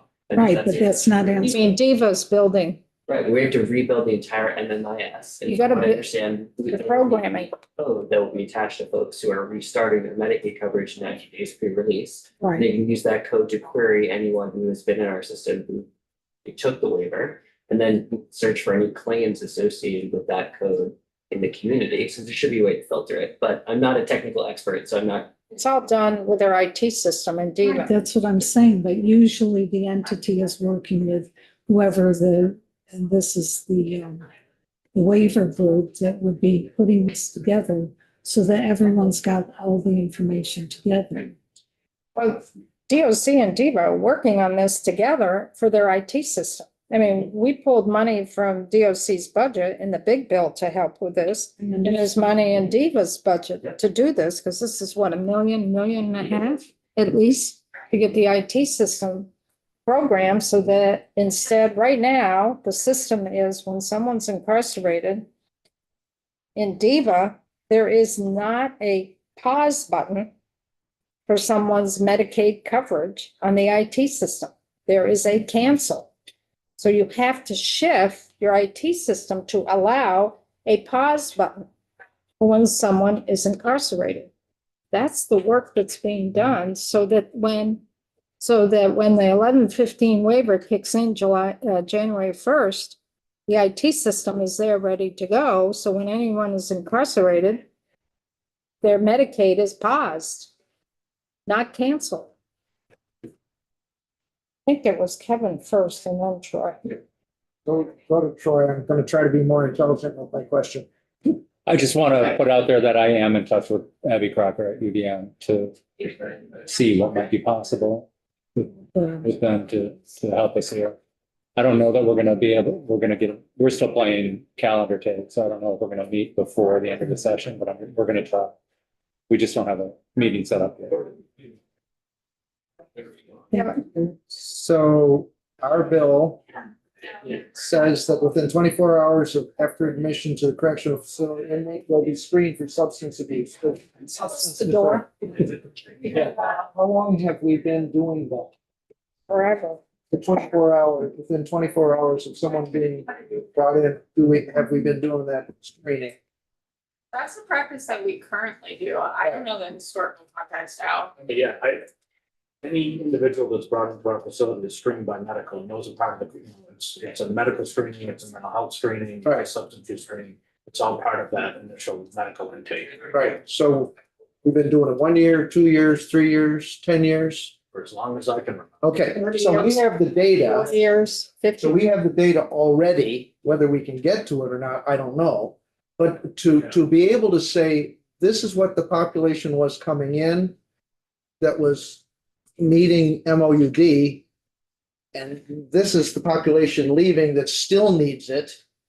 And what percentage of that 6 months later was still on it? It sounds like we could get that information very easily. I don't know if it would be very easy. And I say that because of the number of medical providers we've had in the last 10, 15 years, right? Like we go to a new electronic health record system. WellPath's only been with us just under 2 years ago.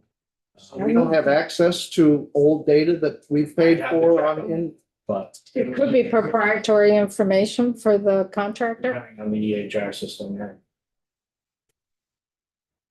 Well, my point is that one of the measurements would be if this same person shows up again for whatever reason and they still are OUD, that's a measurement. If they came in and they didn't need opioid, or they didn't have OUD and they left with OUD, that's another measurement I'd like to see.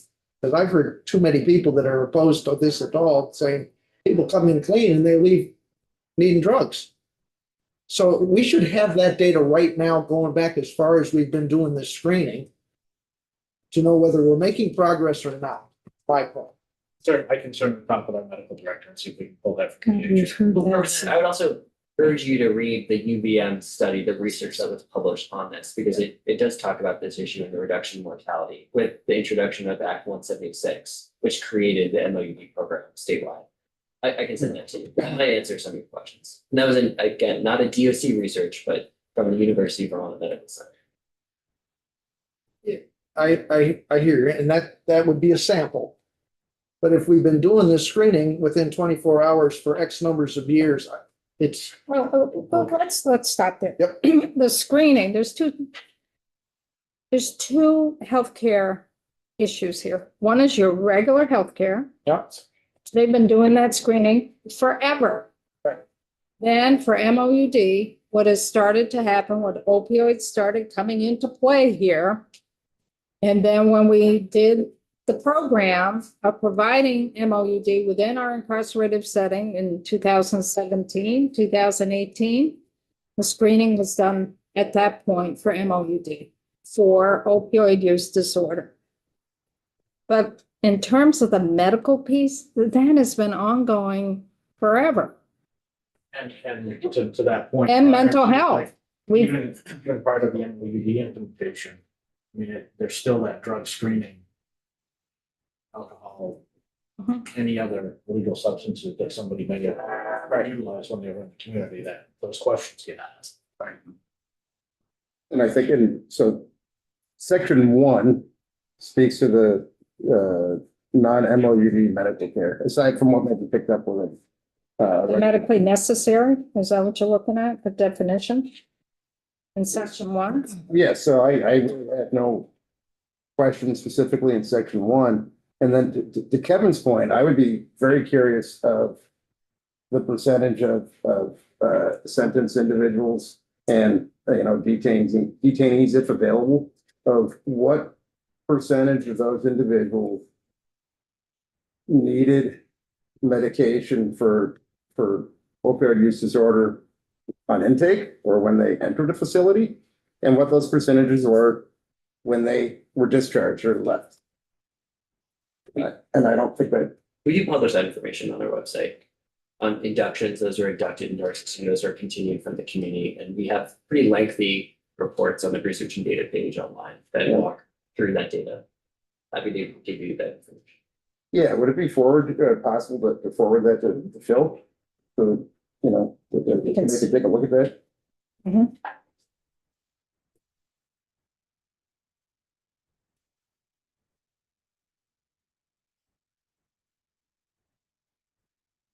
Where to go? I'm just saying, so those are the kinds of questions that would help me understand that the progress is really being made. That, as opposed to being on six months later. So Chair, the idea was to see what happens in a conversation today. I feel like we're in the same place as Friday myself. So It's just, put it out there, yeah. the question is the bill worth doing? You've been spending a lot of time, you keep going around in circles. MOUD is happening right now in our facilities. It's been happening for 7 years. And continue to. And will continue, whether we do this bill or not. And we're just cleaning up some language so it's clear. Last year, we did quite a bit of work in this committee to help on the reentry piece to make sure there was a continuity of care for both medical as well as MOUD. We're just tweaking that language. Nothing's changing here.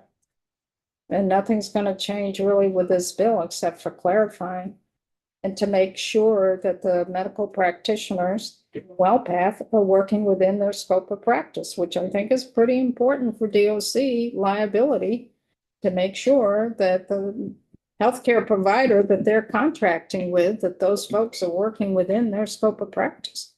Because DOC could get sued if they're not, and it's not laid out right now for that person to be working. It's not defined that for that healthcare practitioner, wherever it's stated, there's no definition for it in statute for DOC.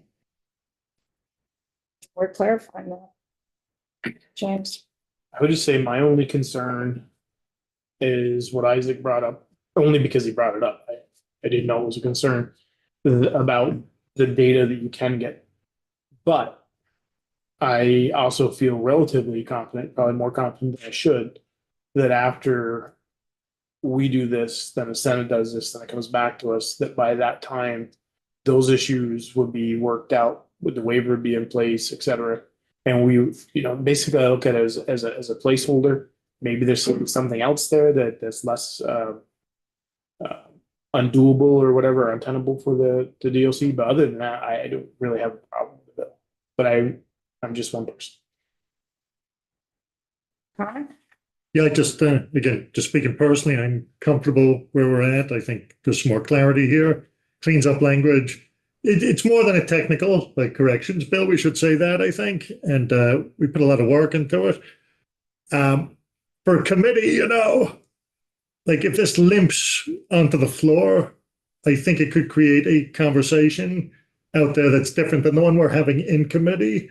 The conversation being the use of the MOUD program, period, right? It could open up to some amendments and some misinformation because we're not going to be able to spend the time that we do in the committee process here. So I would just, and I'm not trying to pressure people. People aren't there. They're not there. I don't think we should submit a bill that's very divided on the floor. And I hate to say that because I know Katie spent a ton of time on it, and we all have, but I think that could be more disruptive than the world will still spin if this bill doesn't pass. It's a good point. The program will still be there. It's not going anywhere. Except DOC may not have the flexibility to do injectables. Because it's more limited. We've because they've asked for some flexibility in that. In case it It's should, more contingent on funding, right, which we don't have. which you don't have. Yeah. Yeah. I mean, we can put the bill back on the wall. That's what people want. Well, I would agree with Connor in the fact that the questions, the issues that will come up on the floor, if it's say 7-4 or 6-5, will probably be much more in the direction that we don't want to go. I don't know. Depends on how everybody can be, and you got two more things to testify tomorrow or whatever it is. I think, which I don't think ever that I've been on committee the bill went out that, but there has been 7-3 or excuse me, 8-3 in a committee for me. But normally at my other committee, in this committee, we try to get as close to unanimous as possible, but nobody needs to have their arms twisted, and I hope nobody feels that way.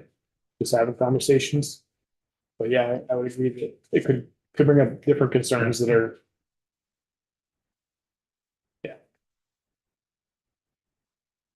To the committee. What do you want to do, folks? I went through this list. We addressed what we were focused on as a whole committee. I'd like to see it pass out strong. I'm with the two who've already spoken, and I've said enough today, so that's where I'm at. And if it doesn't, then let's not pass it out. Split. Yeah, I mean, I would like to not have reservations, but I have a lot of the same ones I did last week. And maybe if I go through this 21-page study, the report that Isaac just sent, there's no way I'm gonna read that right now. I just started reading through it. Send it? Could you send it to all of them? No, I have it. I'll distribute. Oh, it's a 21-pager with, I don't know, a couple dozen links that I've changed, so it's probably several hundred pages. Been a lot of work done on it already. Yes, so, if nothing else, I would need more time on this in order to feel comfortable with it. Can we strike out the language along the lines of allowing injectables in the future if the money comes through? Because that's really the rub for me. The injectables, there is no, But that's I mean, we just, clarified. we that- didn't limit it, right now it's talking about buprenorphine. And we gave it more of a generic.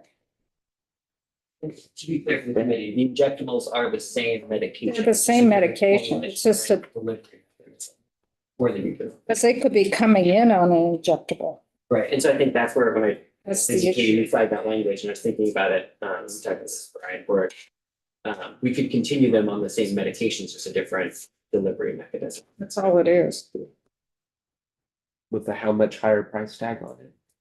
It's about 10 times, right? Right, which we don't, because of the high price tag, we don't currently offer the injectables, which I think is unfortunate. And I've heard that from Tom Dalton and from other advocates, because injectables really are the gold standard for treating folks with opioid use disorder within a correctional setting. It's what the federal government uses. But I'm hoping that with the 1115 waiver, being able to leverage Medicaid dollars, we could do that in a cost efficient manner.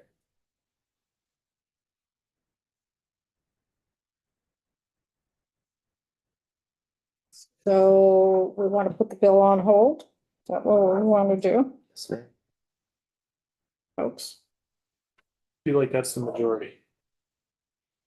It's fine with me. It's fine with me. Next year, we work on it, it's gonna take more time, and it won't give enough time possibly for the Senate to work on it. Possibly. Is it possible that between now and then, we might have more data together from our system that talks about intake versus outgo? I mean, that data is available, whether we can pull it together or not, that may not be possible, but that might be a, Just look. Wouldn't hold your breath. Keep that. If something is not written in resolution or some form of a bill, collecting of information like that won't get done. Yeah. Because they have so much to do. Yeah. They're not gonna do it. They need to know what the legislative intent. except if they're recommending a bill, if they're asking for a change. If I was asking for a change, I'd come in with evidence that the change is, that you got evidence that it's gonna work. So We're the ones that have asked for that, Yeah. not DOC. DOC hasn't asked for this bill, No, okay? that And was, corrected, it was introduced by some members. And it was a bill that went much further. That this is very different than the original bill was introduced, because that went too far for many people. And you can't bring third-party or outside providers into DOC to provide health care. And that's what H32 is originally introduced did. And that's not how DOC operates. So we struck all of that out. And worked with what the current system is in DOC to provide healthcare as well as MOUD. So how did we go on our schedule for the week from a possible vote today to still having testimony on Thursday at 9 and 10 o'clock? Because those two people wanted to come in and testify on opioid use disorder. We tried to get them in today. We tried to get them in tomorrow, and they couldn't do it until Thursday. It was scheduling. That's all it is. One person is a formerly incarcerated person. They wanted to talk about MOUD. And then the other person has some concerns about the delivery of health care to begin in our correctional So facility. obviously the vote cannot be taken today if we're doing a public testimony. So I think we're possibly done with the discussion for today. I think the bill is on hold. That's what I'm hearing. are we doing the same thing with this bill that I became so animated about with the people who are being Incapacitated? incapacitated? Because DOC is still saddled with the requirement in doing this, but they don't have any legislative instruction or authority to do it. We're doing this, but we don't have any. It's already in statute that they. I understand, but the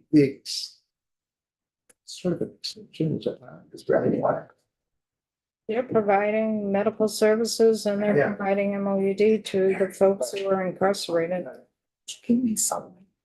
Just we wanted to clarify, Yeah, it's kind of, Thank you. the practice is already there. Bill's not gonna change the practice, it will just clarify in terms of the healthcare practitioner that they're working within their scope of practice, Yeah. which we assume that WellPath is. We assume that. we're doing it, but it's not. We're doing it, whatever you see here that is not underlined is current law, Got it. current law. Yep. It's like 99%. So we will put it on hold. We'll release Katie. Thanks, Katie. Maybe some great thoughts will come to our minds in the next couple of weeks. We don't know, but I think the issue is people don't like the program to begin with. and having a hard time getting over that hurdle. And then trying to figure out how to collect data. And what data to collect. I think those are the two hurdles right there. But Alice, I don't think it's about not liking the program. If it's helping our folks, it's important. And it's a segue for folks to get back in the community. I want that for our folks. But again, I'm not sold. You have been in all the discussions we've had over the last number of years that we really, you know, it skyrocketed the cost of it through the roof, other issues along with it. So trying to, if we're really going to shore this up and have a good program going forward, I want it to be the best it can be and not delusional thinking it can be perfect, but I want some steps in place. It really shows we're doing something. In order to make sure we're doing something, that's the data Something collection. positive for the people who need our help. Right. And we're trying to figure out how do you quantify that and gather the information. But there are also some members of the committee that fundamentally don't agree with the program. But that's with anything, unfortunately, good or bad, and Mhm. you can't change that. So we'll put it on hold, just keep thinking about it. We'll go from there. Thank you, Katie. Thank you. Thank you so much. Documents that John will be referring to, they're posted. So these are the two bills, right? One is our bill as passed, and then the amendment to our I bill. will let John I'm tell you assuming. exactly what they are. Yeah, that's what I'm assuming. You're back. You Can I do what? Would you like, Profit again? would you like a piece of carrot cake? Really good. Okay. Okay, thank you. That's awesome. The windows, incredibly good. Can we come in with those t-shirts that have the tide connected on the front? Is it? You haven't seen anything yet, buddy. Yeah. I thought this, come on, get a big piece. Ah, geez. We're good. I'll leave it. Or Kevin, but I think, you know, let go. That's the masters, man. Yeah? There's perfect. I'll be The masters. Told ya. You made It's amazing. comfortable, but some people Did not want to come back. People don't believe me. Oh, didn't want to come, I see. We're coming at you, Mayor. We'd like to go back to the Thank you. masters. Yeah, just two of them. Or just? Where do you end up? Sorry. Did you- We walked the Came in floor order? Yeah. and then we Yeah. did in the corner. Yeah. Then when, I'm a huge Speed Troy. fan, and That's right. Scheffler was the group behind him. So on the back nine, we followed those two groups. Troy, I'm not Very trying cool. to kill No, I you. know. Did you get? And I assume it was an odd scene, but you were sort of, you know, so you were Corny. or whatever. It's actually like, you can see fairly well and it's relatively quiet, like right out across the whole court. So even though it's crowded, everything runs so efficiently, like you go to get concessions, it looks like it's gonna be hours and it's 5 minutes. Yeah, They're It's like running checking out it. at Costco. It's- Yeah, that's fair The enough. hot dogs, yeah. Well, the hot Like a dollar dog, dog. our Colchester Costco, the hot dog court is currently being under construction. Yeah, I was there a few weeks ago and my son brings that. Those signs that says. But you can get the monthly stuff. Steal it from for, downstairs. Whatever you want from the hot dog place.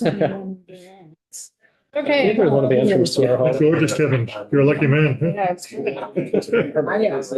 Very blessed. Oh, no, I'm saying if you want, I'll snag it. I will Because pass Take it Yeah. away from them. appreciation. Alice, we have a hard stop at, I think, 4 o'clock, right? No, 4 o'clock, because that's when ice cream time is. Could be for you, I'm T. may not be for me. I'm gonna take an intermission. Take a screenshot. Yeah, thank you. Brian must have found the sign that says, So you might also Quiet want to and- pull out your spreadsheet, I folks. said to him, maybe they'll, so we can have the door open. You might also follow through on your spreadsheet, because sometimes it's a little easier. Where did you find it? It's at the end of the hallway. It weighs about 50 pounds, so it's I'm in, sorry. staying down there. I'm so sorry. I would have grabbed it or dragged it. No, they taught a miscreants like us. I got it. Okay, John, welcome. Thank If you could introduce yourself to the record and explain your documents, and I did recommend Yes. that people have their spreadsheet. So, John Gray, Office of Legislative Counsel, good to see you guys again in this breezy room. There's two different documents I have here. One is just the outright amendment that Senate institution offered, which is not a strike all. It is a series of instances of amendment that touch particular sections. But what I think might be helpful is I prepared, and what you have to in front of you, just a compiled version. It's what you guys passed with the changes that Senate institutions made in highlight. You don't have a side-by-side piece of paper that says, I don't have like something that scrolls and shows both documents at the same time, but what I do have is you'll see all of the changes and I have footnotes that explain what they do, which I hope is going to be easy to track. And this is going to that spreadsheet that you gave us last week, right? Yeah, I looked over it. Okay, so I can. So on page 1, section 1, this is the update to the legislative intent. You'll recall that this section sets out the total bonding authorization for the bill, but it also calls out on line 12 what the first year bonding authorization is and what you see. And I put it this here.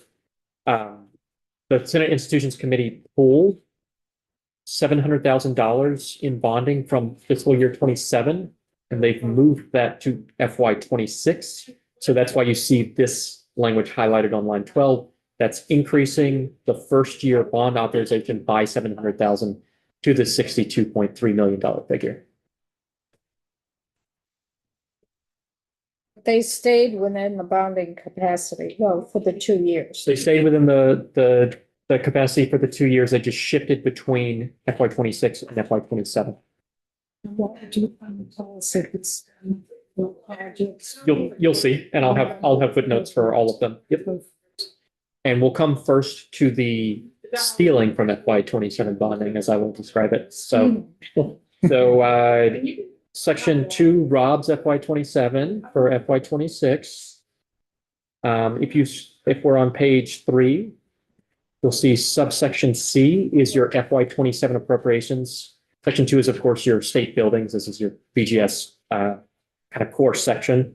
So in FY 27, the statewide 3-acre parcel stormwater compliance, that's been reduced by $250,000. That was previously a $1.1 million appropriation for the 3-acre parcel stormwater compliance.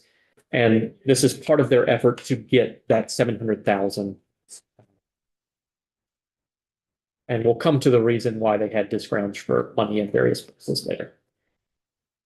Toward the bottom of that page, you see the 32 Cherry Street parking garage repairs. Another reduction. Sorry, I may have skipped over. Oh, no, I did. Okay. Sorry, I see. There's a footnote on line 7 that's really hard to see. I can't show deleted language right. But in the House version, there's the Pittsford Academy firing range. Zero down. That's 200,000. Exactly. They dropped that down to 0. It's easier to work with a spreadsheet than it is the language. That's what I'm finding. It's a spreadsheet is easy. If it is disorienting for me to have the language up for you guys on the screen, I can not screen share and call out what is happening, and I can just myself look at the language if that is easier for you guys. It would be easier for me because I'm more used to working with a spreadsheet to see where they made the pieces, lining up what we did and lining up what they did. See, because language in the capital bill is hard to. Sure. So for the 700,000 bonding, yes, what they ended up doing is looking at FY 27. They pulled from FY 27 bonding, and the specific places from which they pulled are 250,000 from statewide 3-acre parcel stormwater compliance. Yep. 200,000 from the Pittsford Academy firing range. That's zeroed out. We're at 450. And then 250,000 from the 32 Cherry Street parking garage repairs. And that's your. Amounts to 700K. Yeah. Steve wants to ask questions now or just. Yes. Okay. With the 3-acre stormwater compliance, I thought we had to spend that money for certain projects, so they're reducing it. Are we still in compliance at that point? I don't know if that's the way to frame it. We'll figure that out in conference. Okay. Because we knocked them back as well. I think your question is there a minimum level that you have to provide funding for? Exactly. We'll work with BGS because they have the projects. If you go back to the testimony, they have permits for Yeah. about 3 projects that they're ready to go for. They already have previous appropriations from the previous capital bill. If you look on our column and the governor's column, we already nicked them about 400,000 in FY 27 because they weren't going to get all the dollars out the door.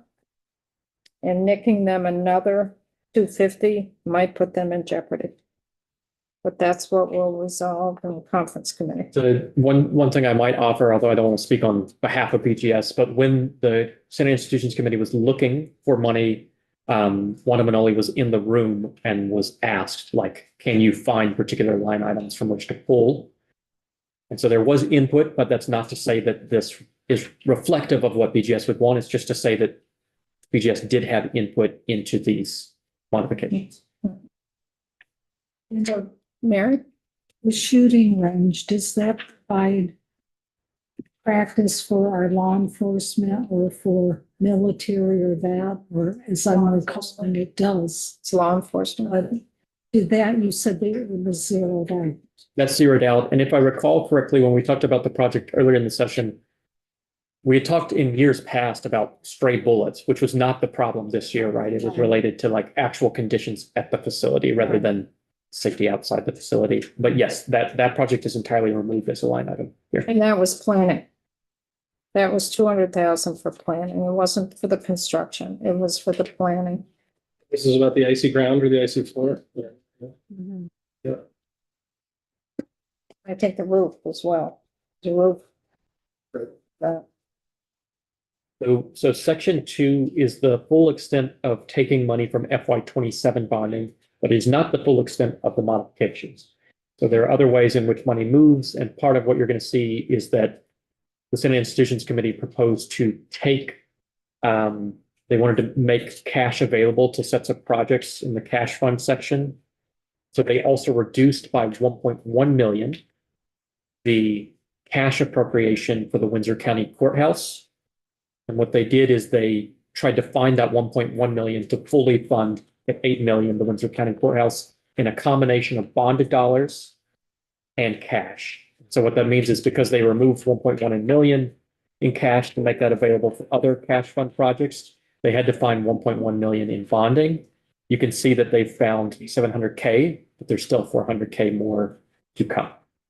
It's just being pulled from FY 26 bonding instead of from FY 27 bonding. But the net result is that the Windsor County Courthouse is funded at the same amount, but it would be 6.9, we'll come to this, but it will be 6.9 million in cash, 1.1 million in bonding. Hopefully that's sufficiently confusing. Yes, thank you. Section 3 is untouched, human services. Section 4 is touched, 100K shave. So this is on page 6, although if you guys are looking at the spreadsheet, ignore me. The Bennington Battle Monument. This had been funded at 525,000. This has been shaved off by 100,000.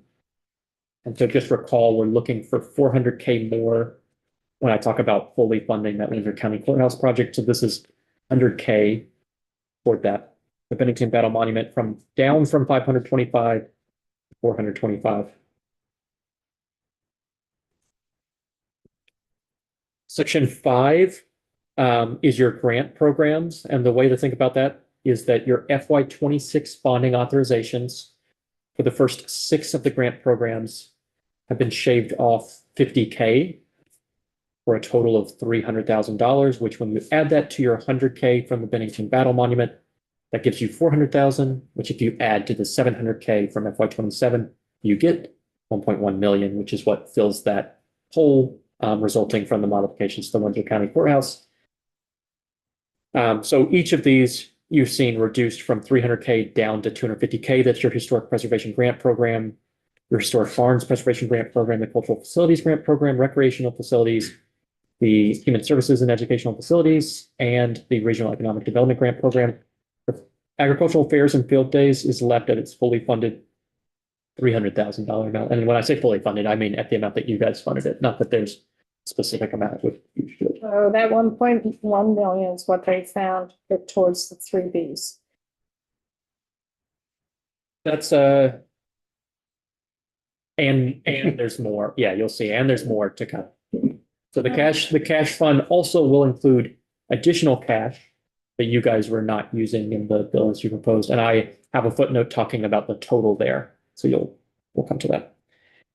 We can jump down to, I think, section 14. I want to say.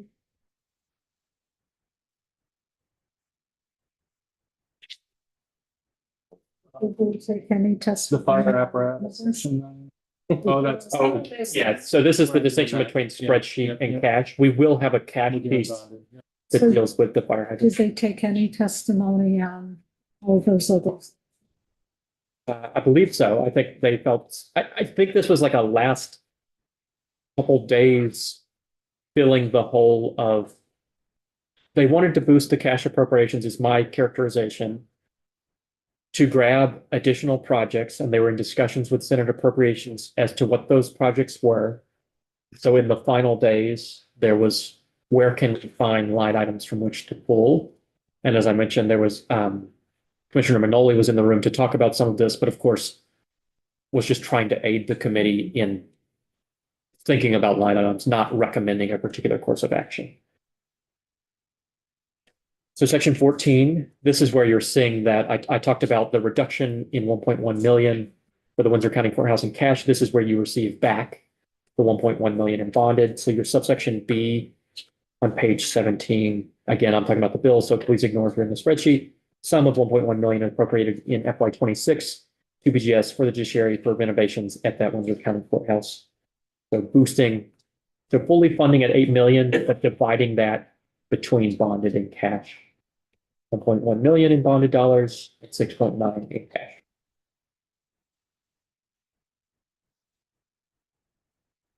We can go next. Did not touch reallocations.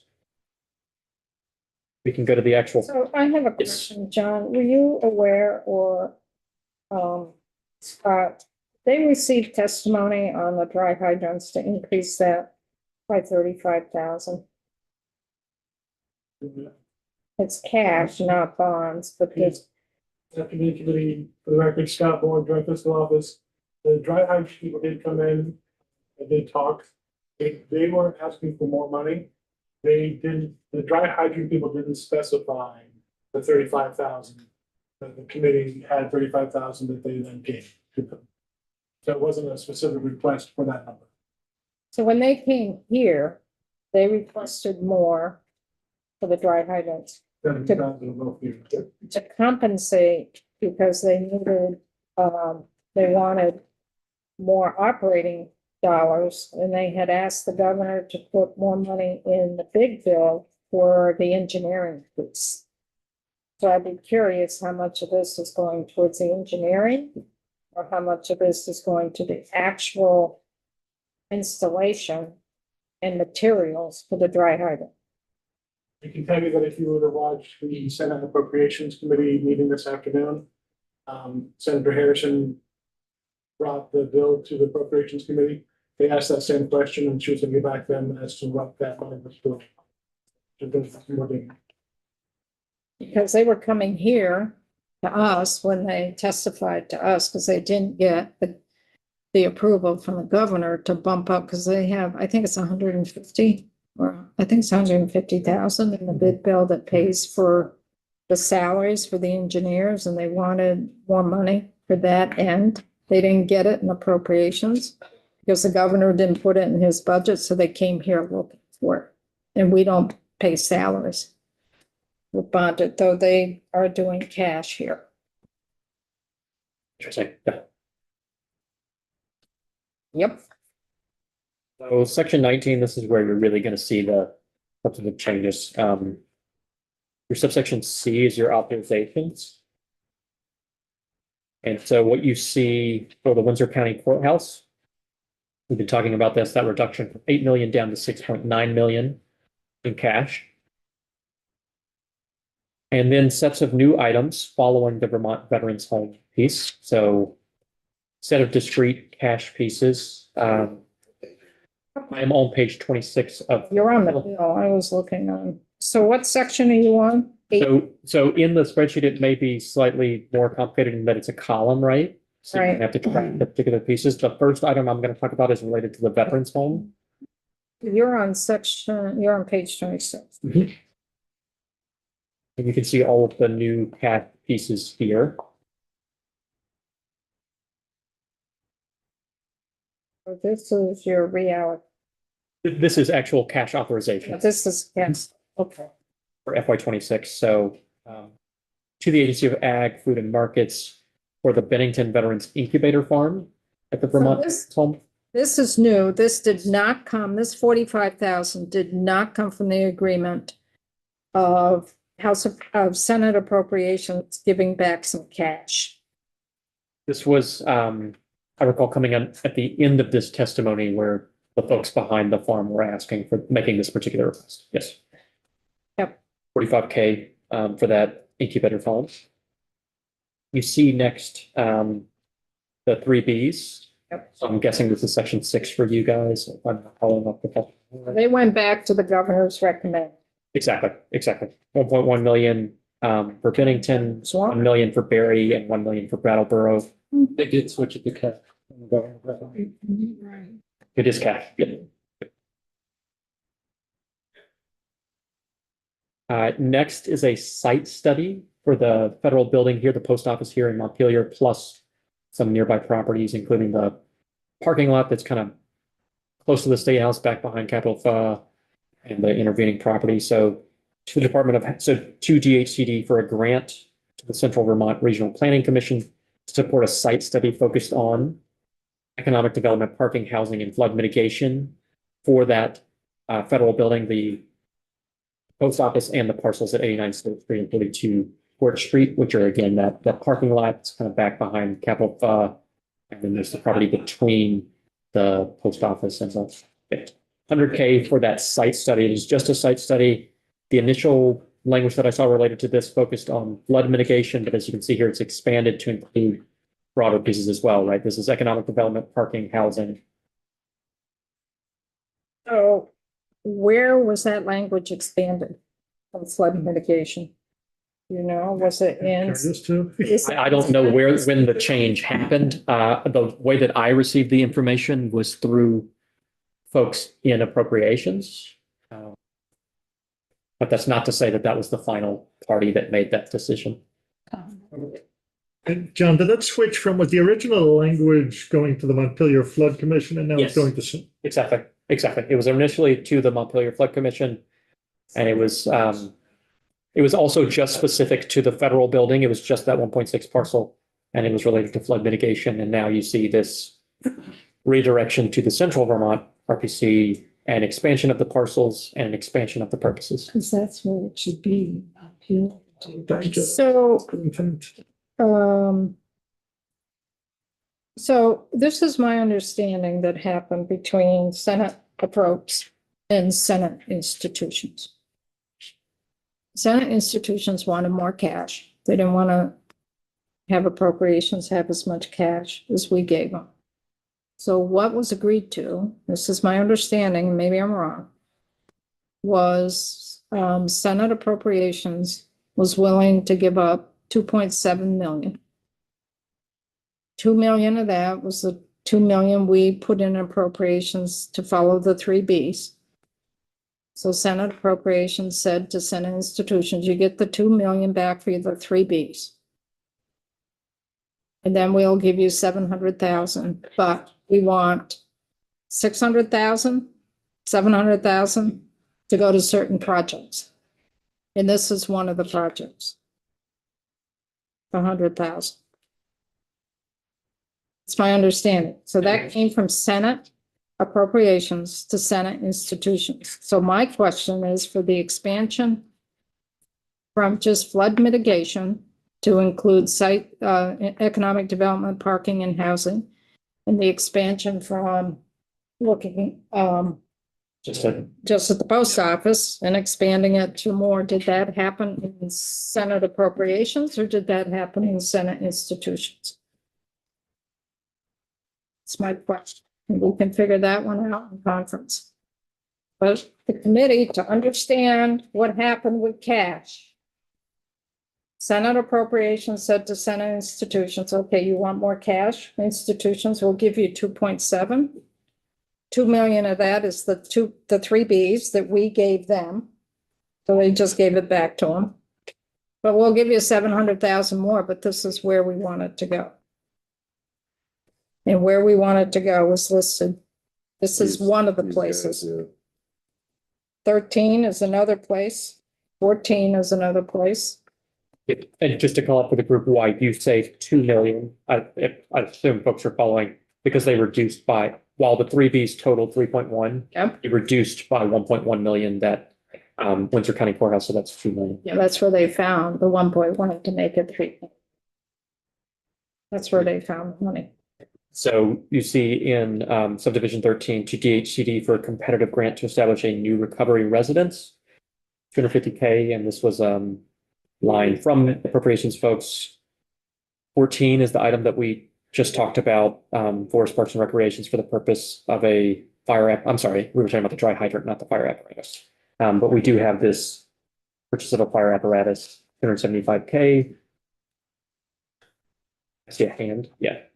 So up to 2.7, you got 100,000 going to Montpelier study. You got 250. But it's not Montpelier, it's a Vermont.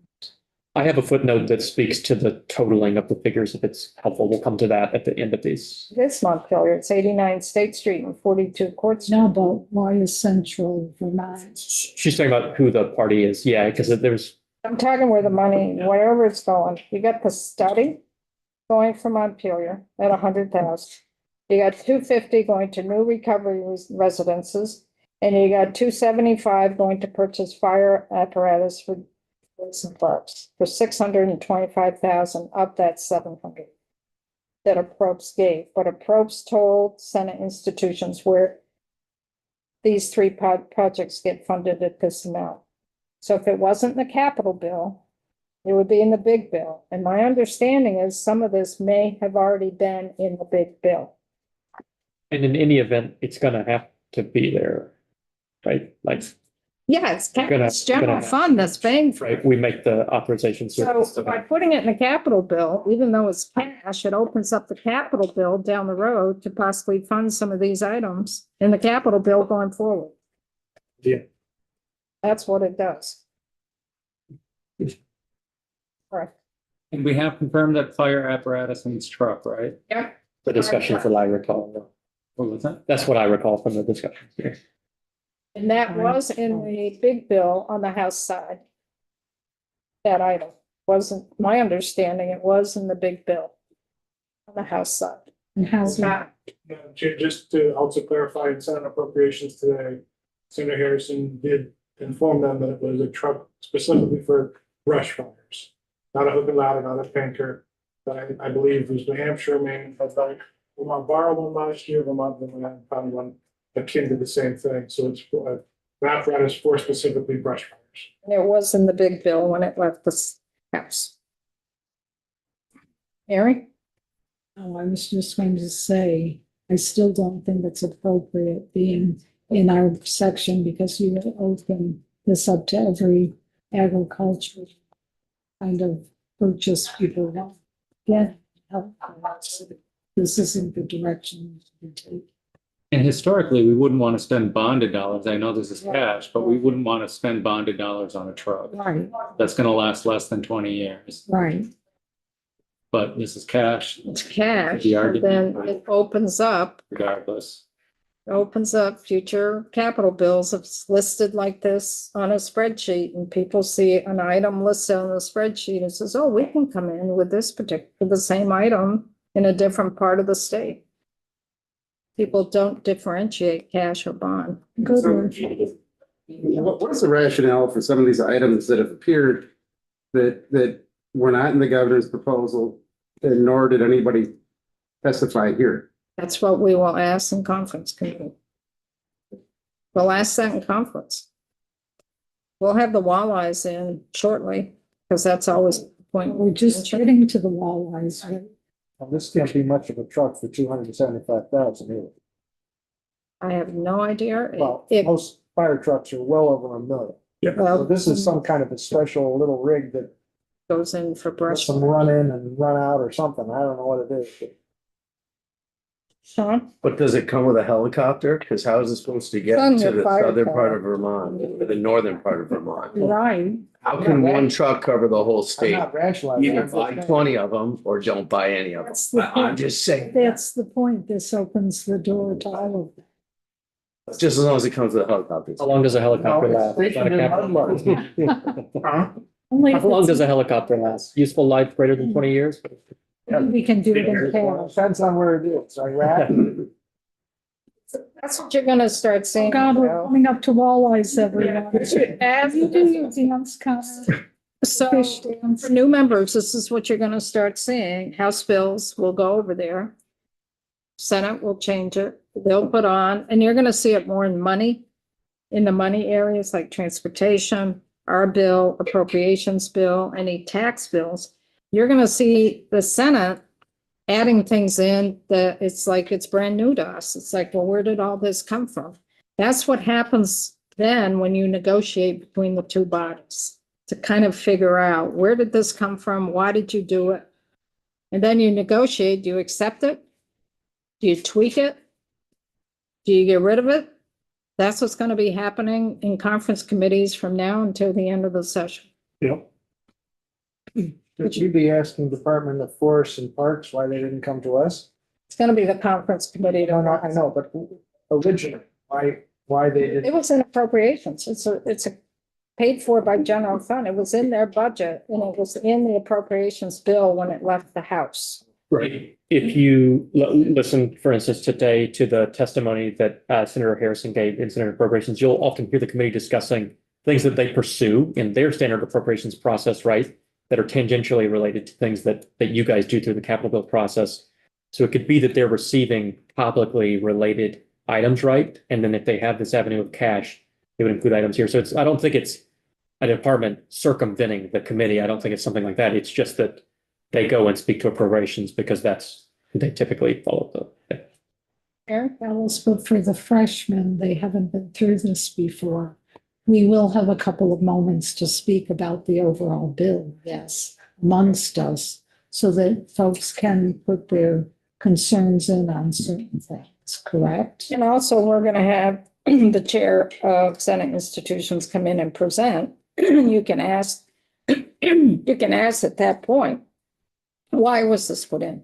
What testimony did you hear? Mhm. But I'm waiting for the bill to work through the Senate floor before she comes in. So she might come in Friday, Thursday. Scheduled for Thursday. Yeah. So that's the time to ask, where did this come from? Did you hear testimony, like the dry hydrants? What is it for? So, Coming up to the walleyes. yeah, so the final two here, 25K to Lake Champlain Walleye Association. This is using language from prior capital bill for upgrading and repairing that infrastructure. And then 35K, the Vermont Rural Fire Protection Task Force for the dry hydrant program. You put over. I didn't hear you. Did everyone go walleye fishing this weekend? But their catch and release, Did not. There is a policy language piece here as well. This is the end of your cash fund piece. But if we go to section 22A, I want to say. Can I first ask one clarifying question? Yeah. Why did we cover incubator farm first when that's still cash fund? We didn't talk about that. We did at the beginning. You Wait, had say that incubator again. farm at the beginning of your bill, but it's still cash. Do you understand my But question? it's I not- don't think I'm following. You're saying at the beginning? Yeah, so, right, we did fire apparatus, we Yeah. did, Yes. walleye. Next on the spreadsheet is $45,000 for the incubator farm, but we covered that first. Do you know, I'm just asking why the order in your bill is different.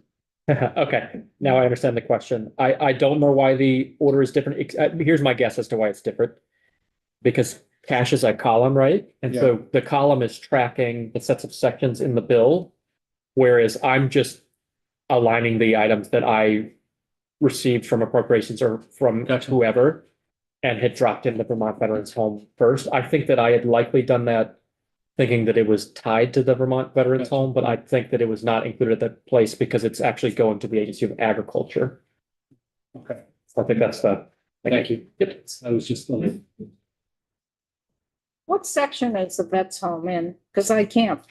Well, it's, Well, Hold on. the incubator farm, but Yeah. where is the? oh, the rest of it? Yeah, I is, can't find it. Where is it? It's, hold on. On the spreadsheet. Oh, section 6. Yeah. But the money for the incubator farm is going to the conservation districts, right? That's what, yeah. That was one of the. That may be the ultimate target, right? And I think we had started out with language that sent directly to them, but then routed through a state entity for tracking purposes. Which is why you ended up with ag. You're talking about the. No.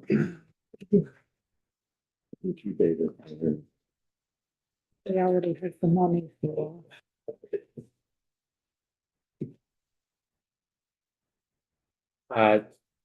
Do folks want to see the policy section or stick with it? Okay. Section 22A. Don't think you'll be able to look at the spreadsheet for this one. All right. Yeah, so excited. Page 30. Page 30. This is a report testing JFO. I wonder who that might be. To submit a report to you guys and Senate Committee on Institutions on considerations for use of the cash fund that provides historical context, including economic rationale, compares financial management practices for expenditures made through cash and bonded dollars, including any long-term financial impacts, distinguishes between intended uses of the different subaccounts, and describes for each year since its inception the sources of funds. So was it a contingent appropriation, the 4%, or did you hit the full 4%, up to 4%? The annual expenditures from the capital infrastructure subaccount. Lastly, outlines the current legislative process by which appropriations are made from the cash fund. So that's kind of like the within the halls approach. I will say on this particular piece, we've talked about lots of these things in committee, and it's the sort of thing about which we, both I and FAFO, testify to. But this is a request for a report to that effect on December 15th of this year.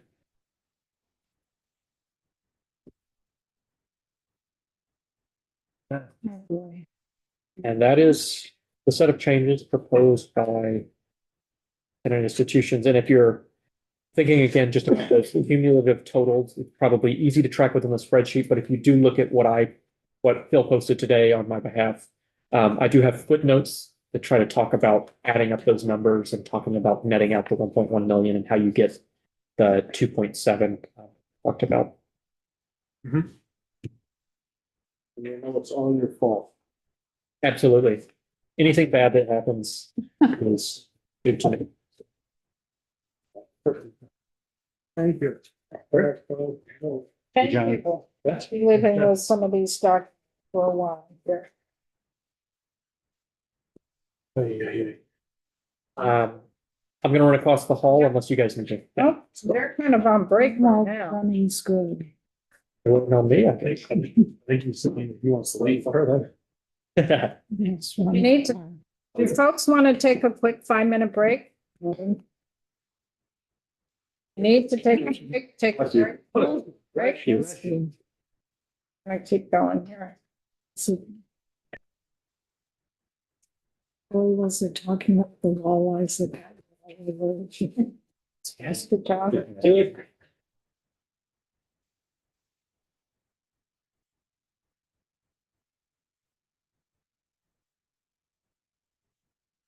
Okay, so let's. Here's, be out of this room soon, once it's warm in here, we get. Oh, no. They want to throw it out. And people need to get settled a little bit.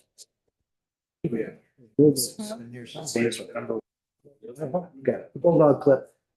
That's all right. Just want to hold a little bit, a few people went out.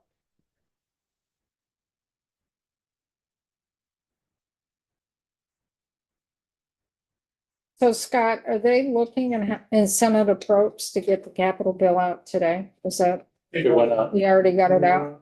Any amendments? 700. So- I guess it go, Thursday and Friday unless they suspend the rules. the Senate Institutions Committee is basically prepping to go to the floor Thursday is what they're thinking. Though they are prepared if they have to tomorrow, just in case. Suspend the rules. Have you talked to Wendy? No, I haven't seen them. So who is on the probes, Senate probes or Senate institutions? From Windsor Is County. there anyone? Joe Major is on institutions.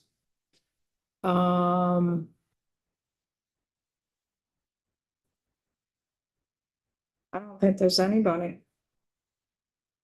There's no Windsor probes. The courthouse, I'm just wondering how that all came to be fully funded.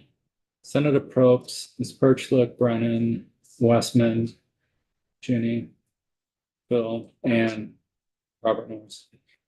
I mean, And Watts. they're finishing construction.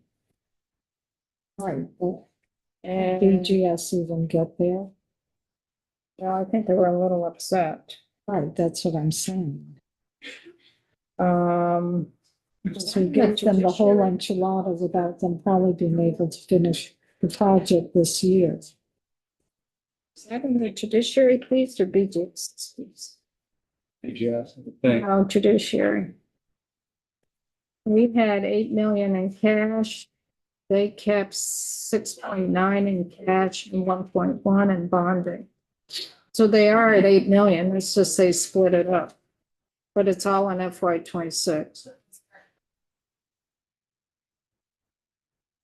They needed to find 1.1 million for the 3Bs. So that's where they went. Because it was 8 million in cash in the courthouse. They cut that cash to 6.9. And they moved, but they, on the bonded end, they added the 1.1, so they're at 8 Oh, million. I know. I followed it through the discussion, but I'm just.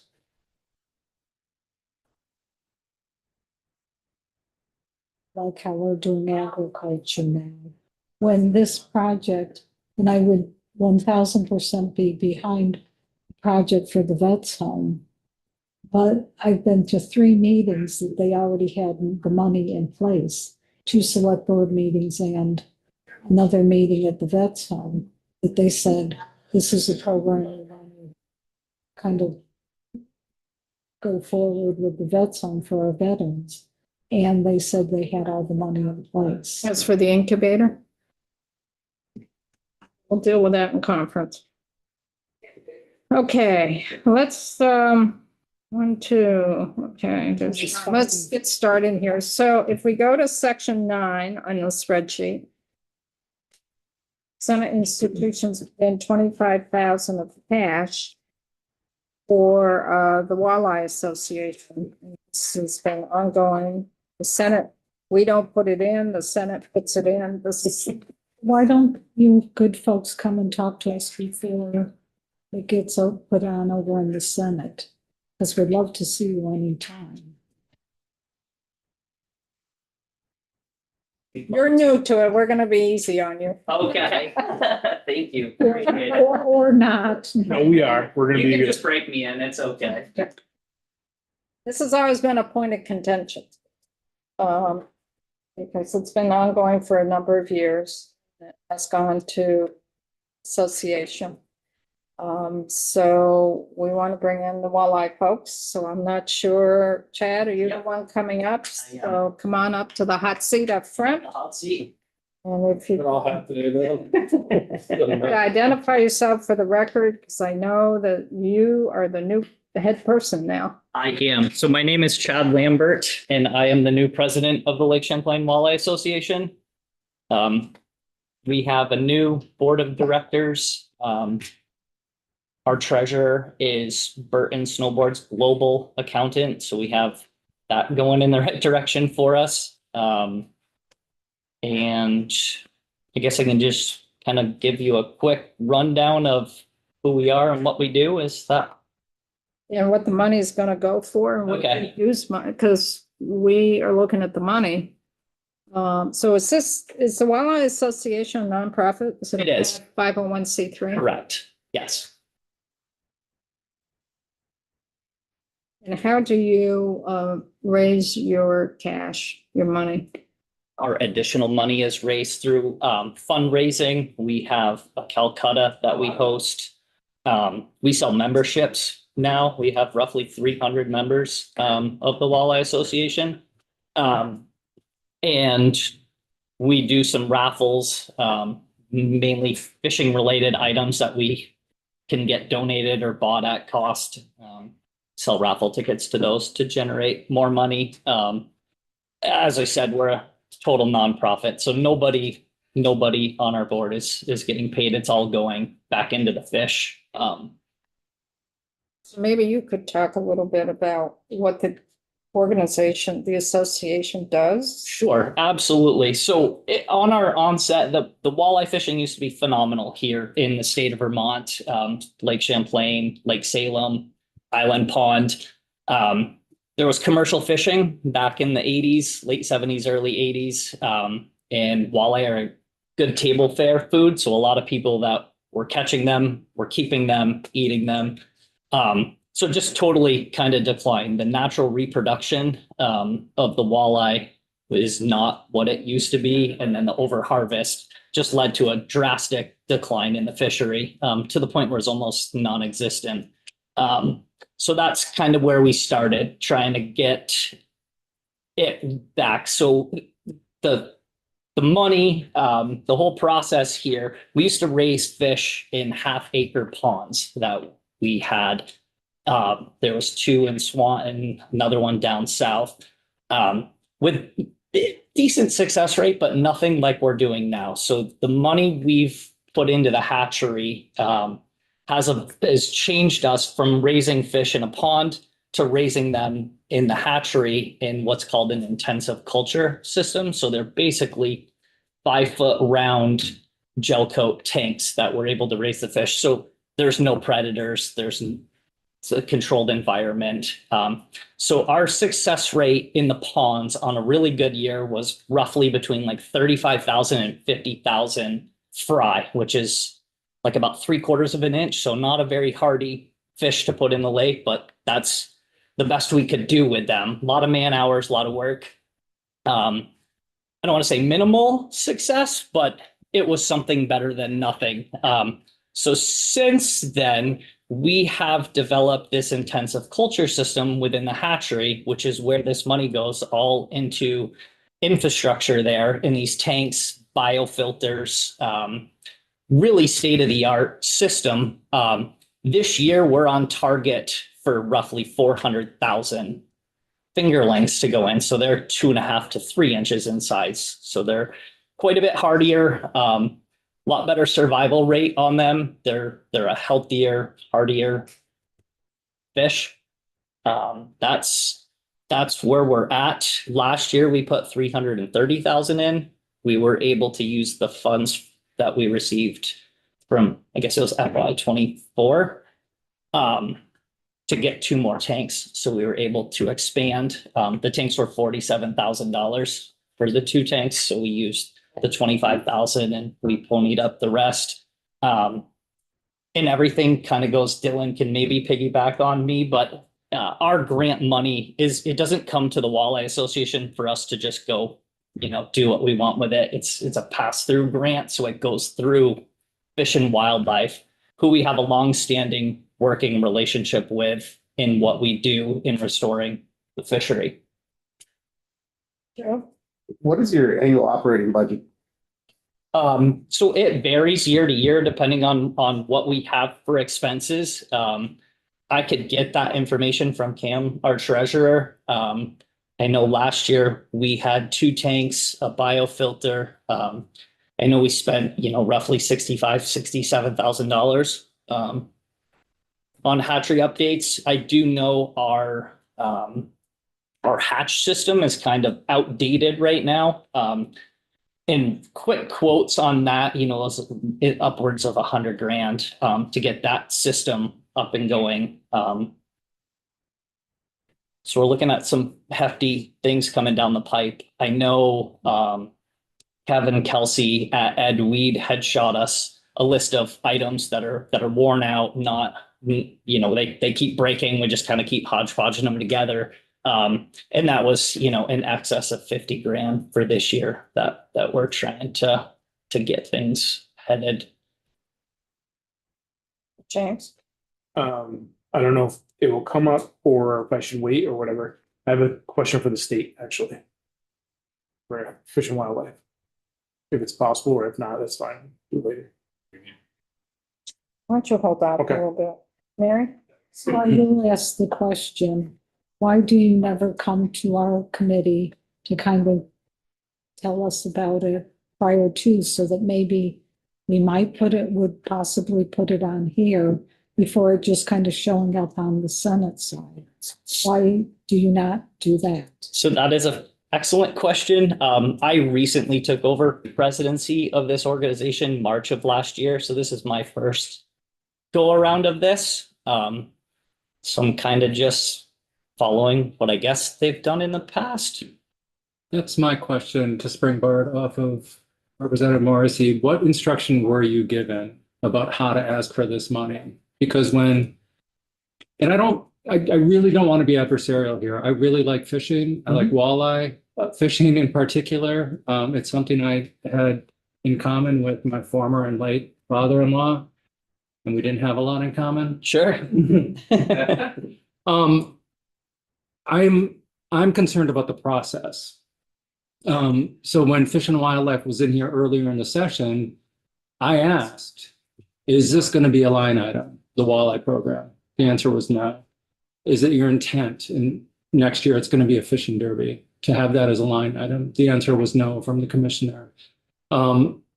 This has happened before since 2003. Okay. We've spent $572,000 of bonded money on this program since 2003.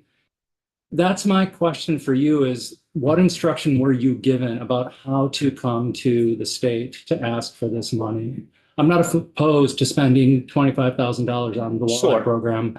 I just, I do have problems with how this has been happening for a long time now. Gotcha. So I wasn't really instructed. I was kind of dropped a package of rubble and kind of sorted through it.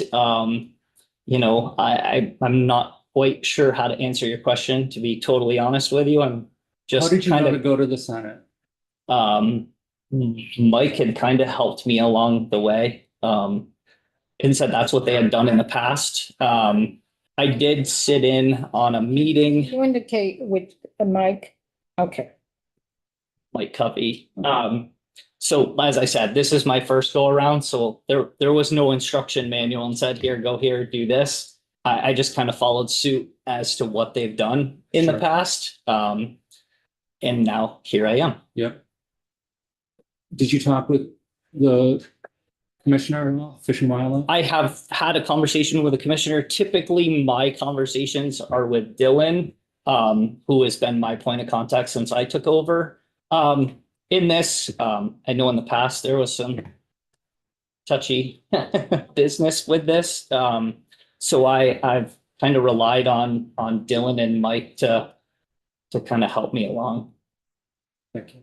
Well, usually a piece of legislation, if heard in both chambers, is stronger if both are hearing it, so that they can weigh in on it. So we're a friendly group. We'd love to have you come in beginning of the session and tell us about your program and what good you're doing. But it's just every year for as many years as I've been on the committee and longer for Alice, this just keeps kind of coming up in our, last minute 13th hour. And I want to respectfully fund it and know what good folks are doing. Sure. I'm all open if there's a better avenue to have this conversation at an earlier date. Certainly we can put something together. As I said, Cameron is our treasurer. He's got, you know, our finance stuff all how I'm sure everybody would like to see it. And we certainly could present that moving forward. But this is all I knew for this year. I think it's just simple number stuff, and some of them you've already said. You used to do ponds and now you've moved to these tanks. Yep. When-ish did that happen? We've been doing tanks for 7-8 years, right? Roughly 8 years. And then that was when, so this has resulted in much bigger fish, first of all, much greater numbers. Each year when this 25,000 comes through, is that sort of used for paying for part of 2 tanks? I think you said it doesn't even cover the whole Correct, cost, right? correct, yeah. So And so it's just like two and two. Yep, That's so right. that the tank systems have to go in twos. You can't buy just one, the way they're plumbed. So we currently have 16 tanks at Ed Weed, fish culture station. In there, and there's 4 at Bald Hill, I believe. 4 at Bald Hill. And Bald Hill is exclusive for Lake Salem and Island Pond, which were traditional walleye fishing, like mecca hotspots, but just kind of got overfished. And so that's our next advancement. I believe we're 16 tanks at Ed Weed is pretty much maxed there. There's room for 4 more at Bald Hill. And then, as I said, our incubation room. I would love to get a group of you to come tour and see what we are and what we do. Our walleye wing within the hatchery is amazing. It's walleye are very light sensitive. There's underglow red lights. These tanks are set up. We used to feed them, you know, if you think of a fish tank and you're feeding a fish, you know, like kids do, and they come up and eat. Well, that doesn't teach our wild fish how to survive. So we've developed feeder systems that have air, so it injects the feed in. So they actually have to almost fight for it and scavenge. So what we're doing is short of amazing right here in the state of Vermont. We've had 9 states and provinces come tour Ed Weed, check out our intensive culture system, and they're mimicking what we're doing here, there. Saskatchewan just recently got a $9.5 million bond to build a hatchery, and it's identical to what we have at Ed Weed. They are in the works. And I watched your Senate testimony. There was skepticism at first, right? That this new correct way of doing things was not necessarily. It had never been done. So the intensive culture has been done with cold water fish, but not cool water fish. So the walleye being a cool water fish, there was a lot of skepticism there. And there was a learning curve for probably the first 3 years. I don't have the data charts in front of me, but I can get them. You know, our early years was a roller coaster. Like we kind of didn't know what was going on. And then we sort of got it figured out, and then things went south a little bit. But if you look at like the last 5 years, they're just projecting, you know, bigger, stronger fish in more numbers. So that kind of gets back to my worry, is that this is kind of done adjacent to the Department of Fish and Wildlife. Right, we've spent $500,000 since 2003 to have had marginal success to date. Granted, the success is increasing with this new program. You factor in the percentage of interest on those bonded dollars, we're at $800 and some thousand over the course of 20 years. I'm hearing you say that we haven't necessarily been all that successful. What is, do you know, kind of in a general sense, a walleye population in Vermont, the status of it since the onset of this program? From my guess, 2003. Sure. How are the numbers progressing? Yeah, the numbers are say 25 years. phenomenal. Everybody that you talk to that's a walleye fisherman are giving us the 2 thumbs up. They're I'm not all so of, interested in the anecdotal. I'm interested in tracking data. okay. So is that being tracked? And by who? Yes. I could speak. Dylan Sickles of the Vermont Fish and Wildlife Department. I live on the hatchery program. So yeah, this has been a program that's been coming up over time. To back up what Chad talked about here, there has been the success over the years that has built upon itself.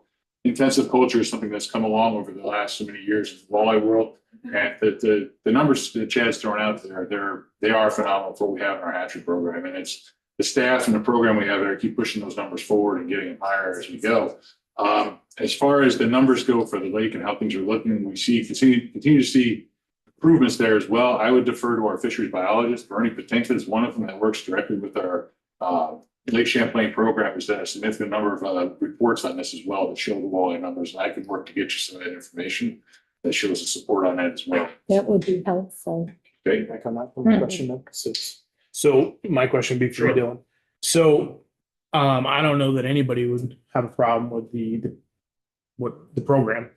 So we have fish hatcheries. We obviously work in them and run them. Why are we, nothing against your organization, don't take it that way.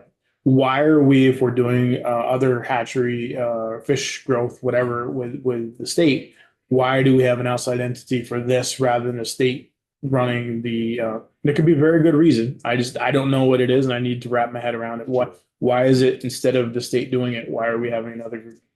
Walleye Association comes through and we got I guess the history, I've only been here for about 4 years, so I'll speak my part on that. Prior to that time frame, I think there was a challenging history back and forth, desire to raise fish in ponds. That's where a lot of these funds came forward to do that process. That was the support that was going on there. These guys were working, the Walleye Association was working with the pond program, not seeing the best success on that. And so over the years, there were some conversations back and forth that I finally got to the point that if we could work on this intensive culture program, we'd see some better returns. And we had to do some work with the Walleye Association to help them see that was where we were going and to see some success with that process. So since over the years since we've done that, the Walleye Association has continued to receive the funds for this process. And they've seen, if you will, the light, if you will, so we can see that we can work together to get these intensive culture tanks working better. And so we've been building upon what we have there for the facility. So like Chad has mentioned, we're up to about 16 tanks that were utilized in the springtime. It had been an 8-tank system, a 10-tank system over the years. Through the Walleye Association support and help, we've been able to improve upon that and make more tanks and more processes there to get more fish out of them. So this has been something that's been in the works over a number of years as they begin to see that the ponds weren't working. Where else can we help providing options to support the department, to support walleye growth in the state? So that's where it came out. I understand from the walleye processes. We want to make walleye fishing better. What can we do to help that? So I had an opportunity to say, well, here's what we're working on. Here's what we think this would be best utilized to help you guys out. And so that was sort of where that partnership led into it. So obviously, I mean, you're into this stuff every day. I'm not. Do you feel like the partnership is better than having the state do the entire thing? I think it's. You're agnostic or? Yeah, I'd probably go that direction. I think it's been very beneficial for us to work together. I think we come to you guys for the capital funds we hit, and we have these other things that come up that we need to work on, and this works out well with the Walleye guys to help us out.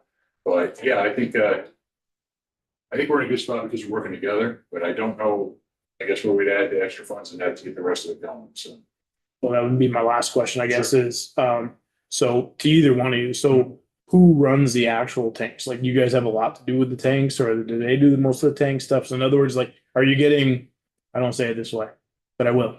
Are you getting free labor out of this? Like in things like, so is it more beneficial financially and the end game for us to do it this way, or is there something else? You know what I mean? I think it's just a partnership that works out very well between us. The state actually raises the fish, and Chad and his team are very involved with the process of getting the fish out the door and help us with that part towards the end. We do about a 45-day window on these fish in house. From that stage, Chad's talked about when they're in the dark. Literally, the guys think they're in the dark right now. So correct. It's about a month and a half process. And I'll throw out the fact that our fishing derby is coming up there in middle of June, which we'd be glad to have you all out there. And by the way, you can see back room and see this walleye process in play, because it's still going on usually about that time at the walleye, but the fishing festival is happening. So, but in the long run, it's been beneficial for us to work with them. We take care of the fish on the front end, and they help us out on the back end, make sure the fish get to the lake where they need to go.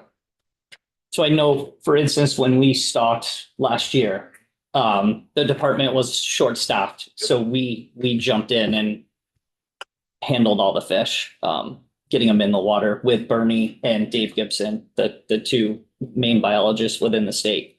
And the whole process, I'm not sure if you're familiar with it or if that's too much, but so we go to the river on a 4-year basis on the rivers. That's our program. So this year was Missisquoi. So we go harvest the male fish, the female fish, bring them back to the hatchery. We put them in a raceway, put cold water on them, save them till they're ready to go.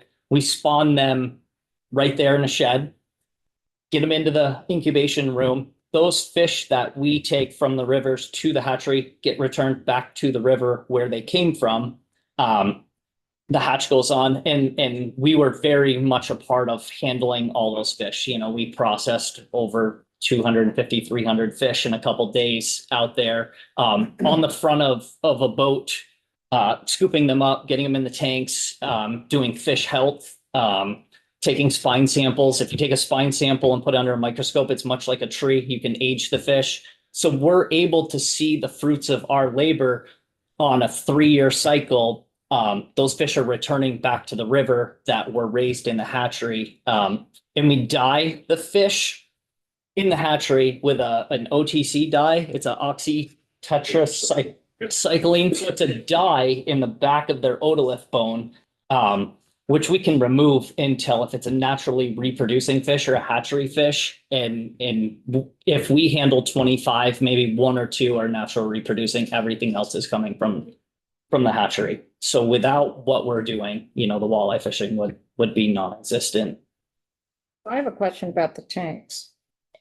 So there's a total of 20 tanks, 16 are at Edweed, 4 at Bald Hill. Are they integral to the hatchery? Yes. Who owns the tanks?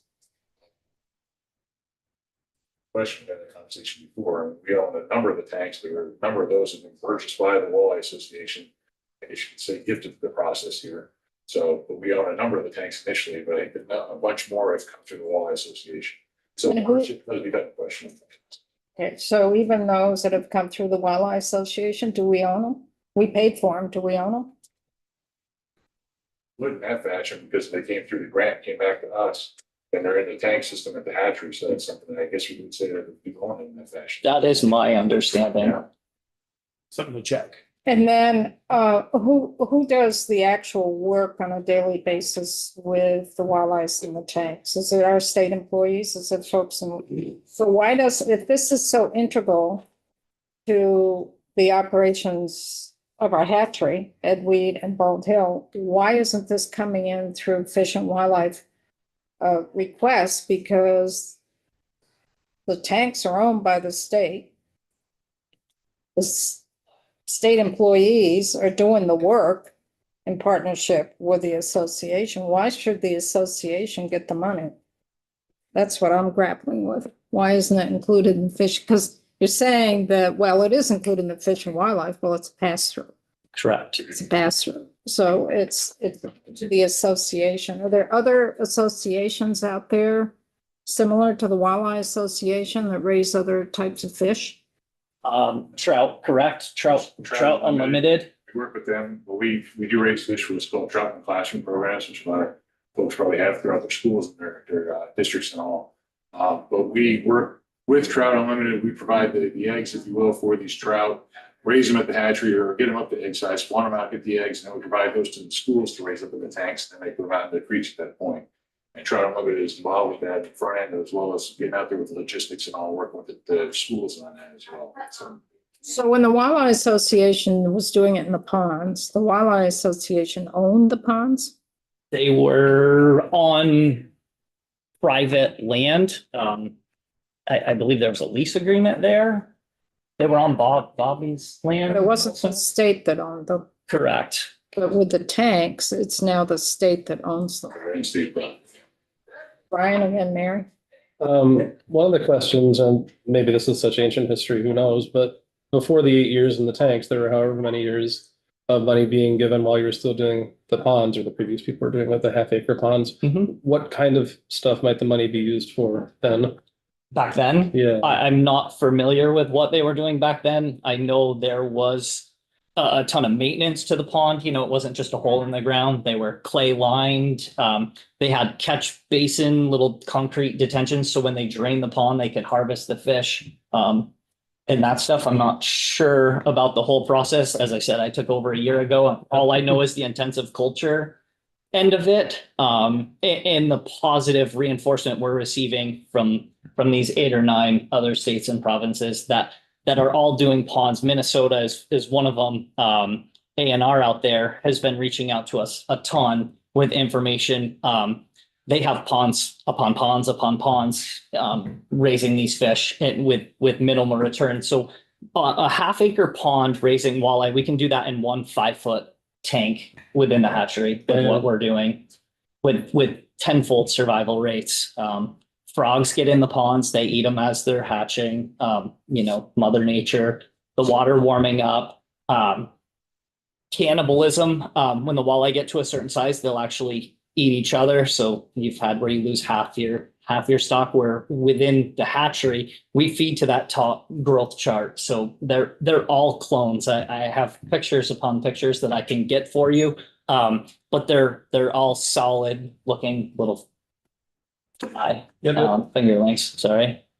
And yeah, I guess and this may be for the committee or for my chair or for somebody who's been here longer than me, because you say you're new, I'm new too. Sure. I'm a sophomore legislator, but this is my first time on this committee. And so the Capitol bill, I think of big buildings, where does this fall within that?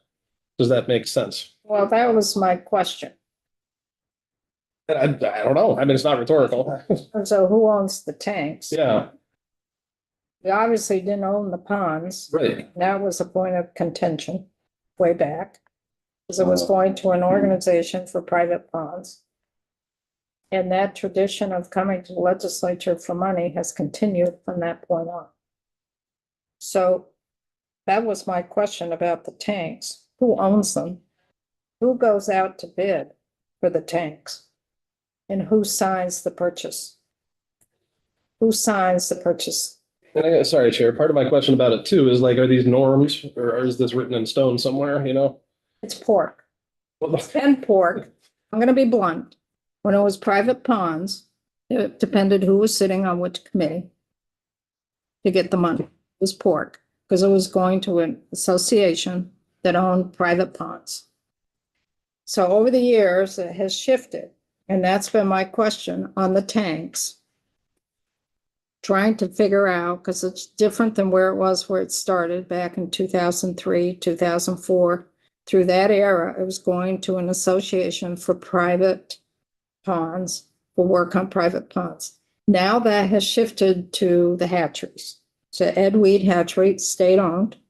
We fund, through the capital bill, upgrades to our hatchery. Bald Hill is a state hatchery, and we fund that. So there's been a shift here. So that's why I'm focusing in on who owns the tanks. Because if it's the association that owns the tank or the state. But somewhere in statute, and I should know, and I don't, it is written that capital dollars will be used for. Capital dollars are used for state expenditure, state-owned expenditures, state-owned property. Infrastructure, state-owned property. Thanks. Mary, and then I'm gonna get back to the tanks, but Mary. Quick question. The fish that you let back into the waters, and you said they cool instead of cold waters, you do that throughout the state? We do it, Island Pond, Lake Salem, which is in the Northeast Kingdom, and then Lake Champlain. So we do 4 rivers, the Missisquoi River, the Winooski River, the Lamoille River, and the So Pulteney in River. southern Vermont, that's too warm or weather? The southern Vermont would be the Pulteney River. Okay. It could come down to Bennington. We have a fish hatchery.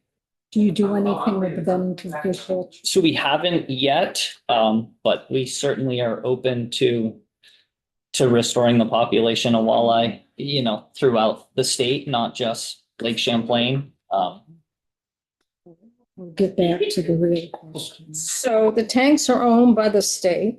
Who goes out for an RFP to purchase the tanks? Is it the association or is it the state? Or as I said, kind of a detail, we spec it out, our staff has spec it out with the various companies that work on the tanks and all. Work with Chad and his team to the procurement process. Right. And who signs off on it? Sale. Percent off on my side saying we're ready to purchase the tanks, but as far as the actual payment process goes, I think that's. Yeah, that's on us. So the payment process comes from you, which is the dollars that we appropriate in the capital bill to go to Fish and Wildlife that passes through them to you, so that you come back and buy the tanks that are under the ownership of the state. So why doesn't the money go directly to Fish and Wildlife? If we own the tanks, why wouldn't that be included in your infrastructure for the hatcheries? Good question. I think it's back to what we discussed earlier. So, As a pass-through, it just means the money just goes through there. So that's what I'm grappling. We own the tanks. They're integral to the hatchery. yes. We have infrastructure upgrades to all of our hatchery over time. We purchase things. To me, if we're doing this, it should be part of the Fish and Wildlife budget. I'll try. Dylan, I think this is for you. Sure. This has been described as a pass-through grant. Does anybody else have access to that grant? Does anybody else have an application? Is there an application process for that grant? Oh, specifically to the Walmart Association directly. Yeah, I don't mean to put you on the spot, Dylan, but is the administration supportive or neutral on this request? I'm asking because, it is process for me, and the administration, recommends a capital bill. And things come into play sometimes, things we didn't anticipate.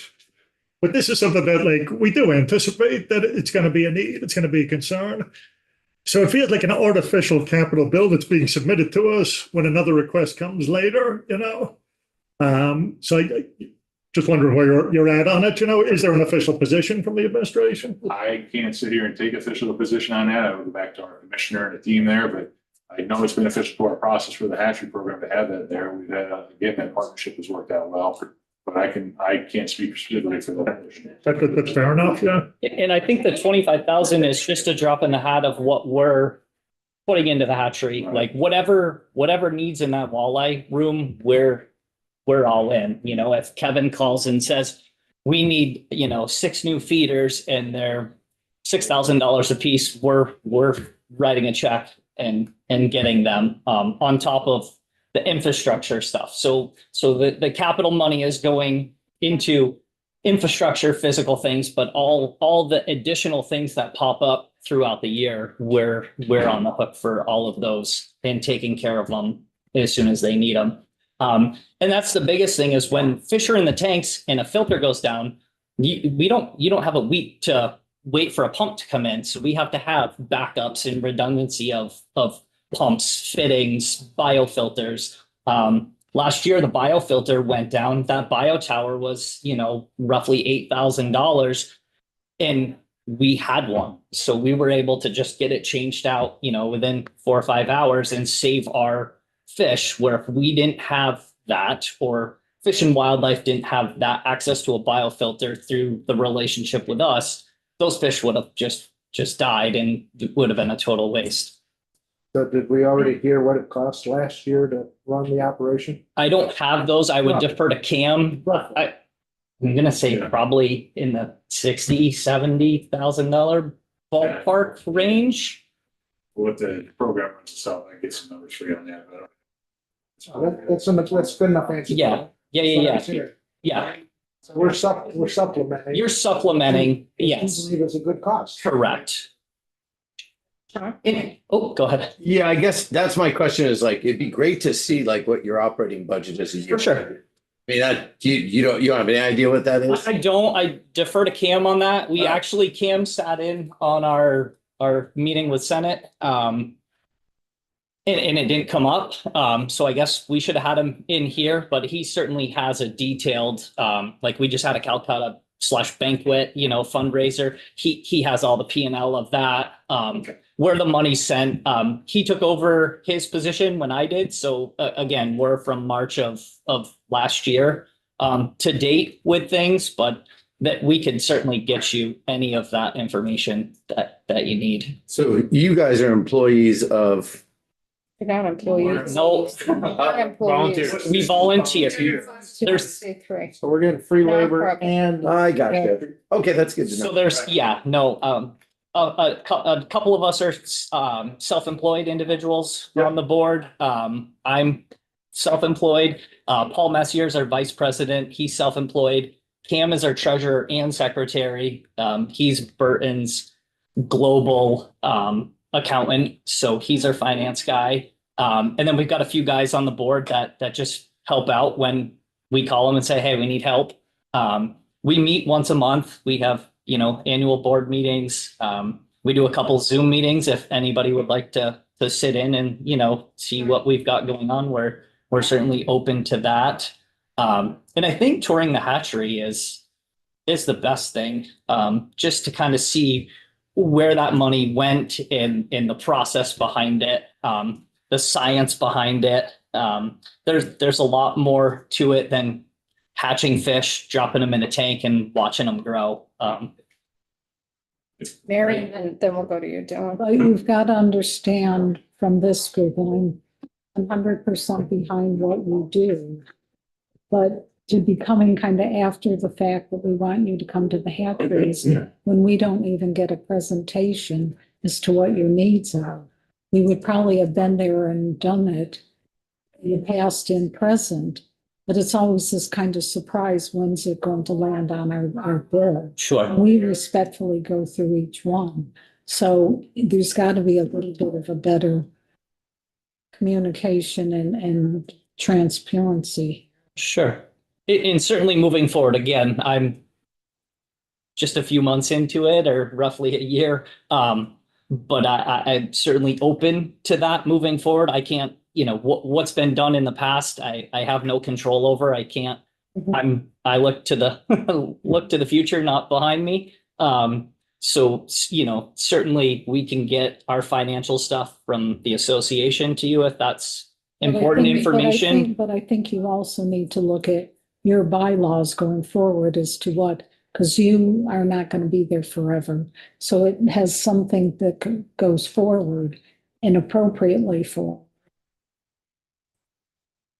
So we just updated our bylaws. We had Paul Odie from DRM review them.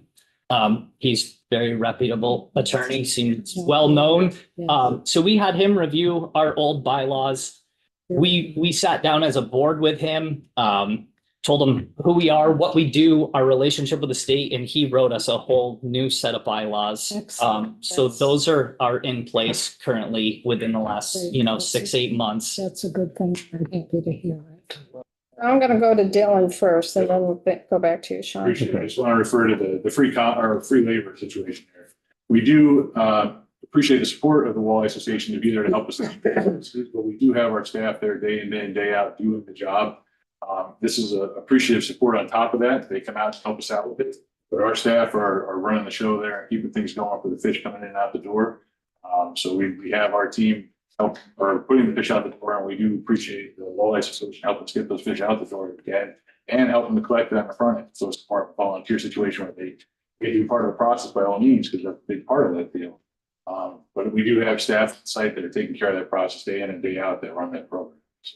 They sleep with the fish. They do sleep with the fish. Kevin sleeps with the fish. It's an 18-hour day for life, so let's go back. You sleep with the fishes? He does. Yeah. Kevin eats and breathes fish, I'll tell you that right now. I'll get too close. So the fish whispers instead of the horse whispers. Yeah. That's right. Sean?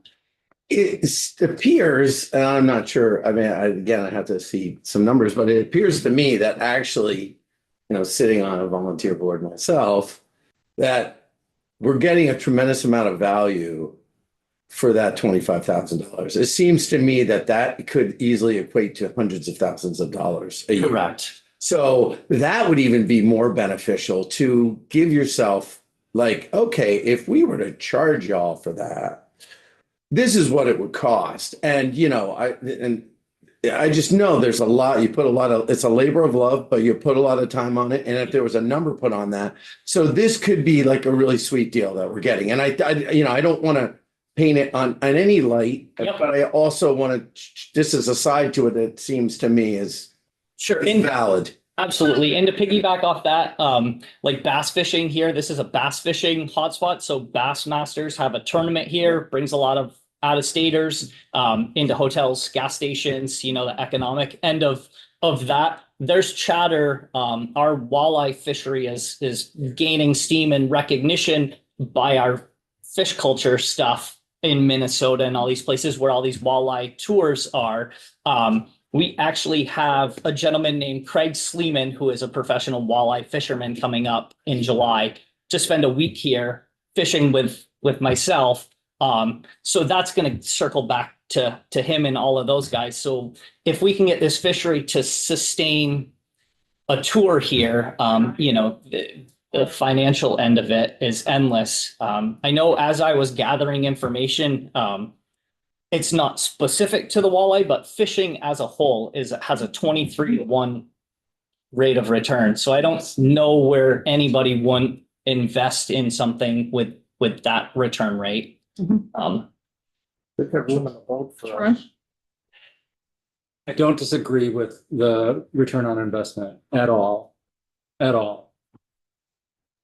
The 11 of us are not the people who make the decisions on whether or not $25,000 to the Walleye Association is money well spent. Fish and Wildlife is. So my ask of you going forward is to do this work and get this ask into the Fish and Wildlife's budget request of the governor so that the governor can put it then into the capital bill. I still have problems with the process of it, right? I don't want the 11 of us put in the position and the 5 in the Senate of making a determination about whether or not the state is getting its return on investment, spending this money. I agree with you. I would love to see a tour come through here. Sure. Absolutely. Yep.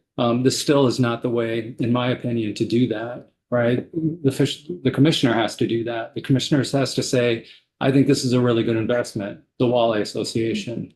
I'm going to put this in my budget. I'm going to submit that to the governor. That's what everybody else does. Gotcha. Who wants a return on investment on their $25,000 or their $150,000, whatever it is. That's a really good use of the legislative process so that you don't have 11 people or 5 people in the Senate, which is where this all started, making those decisions on behalf of the entire state. Gotcha. So my ask of you is to do that. Sure. Is to engage with the commissioner and say, this is how we would see this $25,000 expanding beyond $25,000 and let them decide whether or not the governor wants to support that. Okay.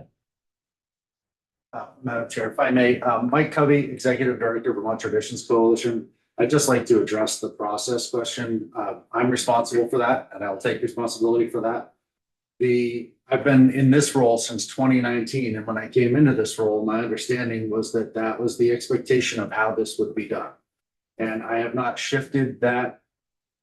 But hearing this conversation going forward, we will shift that approach. We will certainly come to you at the beginning of the biennium and have those conversations here. Happy to. It's just had been my understanding right along that the expectation was that the Senate would add this to the bill. So that's how we Pork. So that being said, and what Troy said, I think they're two separate things. We own the tanks. They're at our state-owned hatchery. It's our state employees who take care of them. If there's an infrastructure upgrade, it will ultimately be Fish and Wildlife. So from now on, could you folks go to the Commissioner of Fish and Wildlife, ask to be included in their capital budget, that it gets submitted to the governor?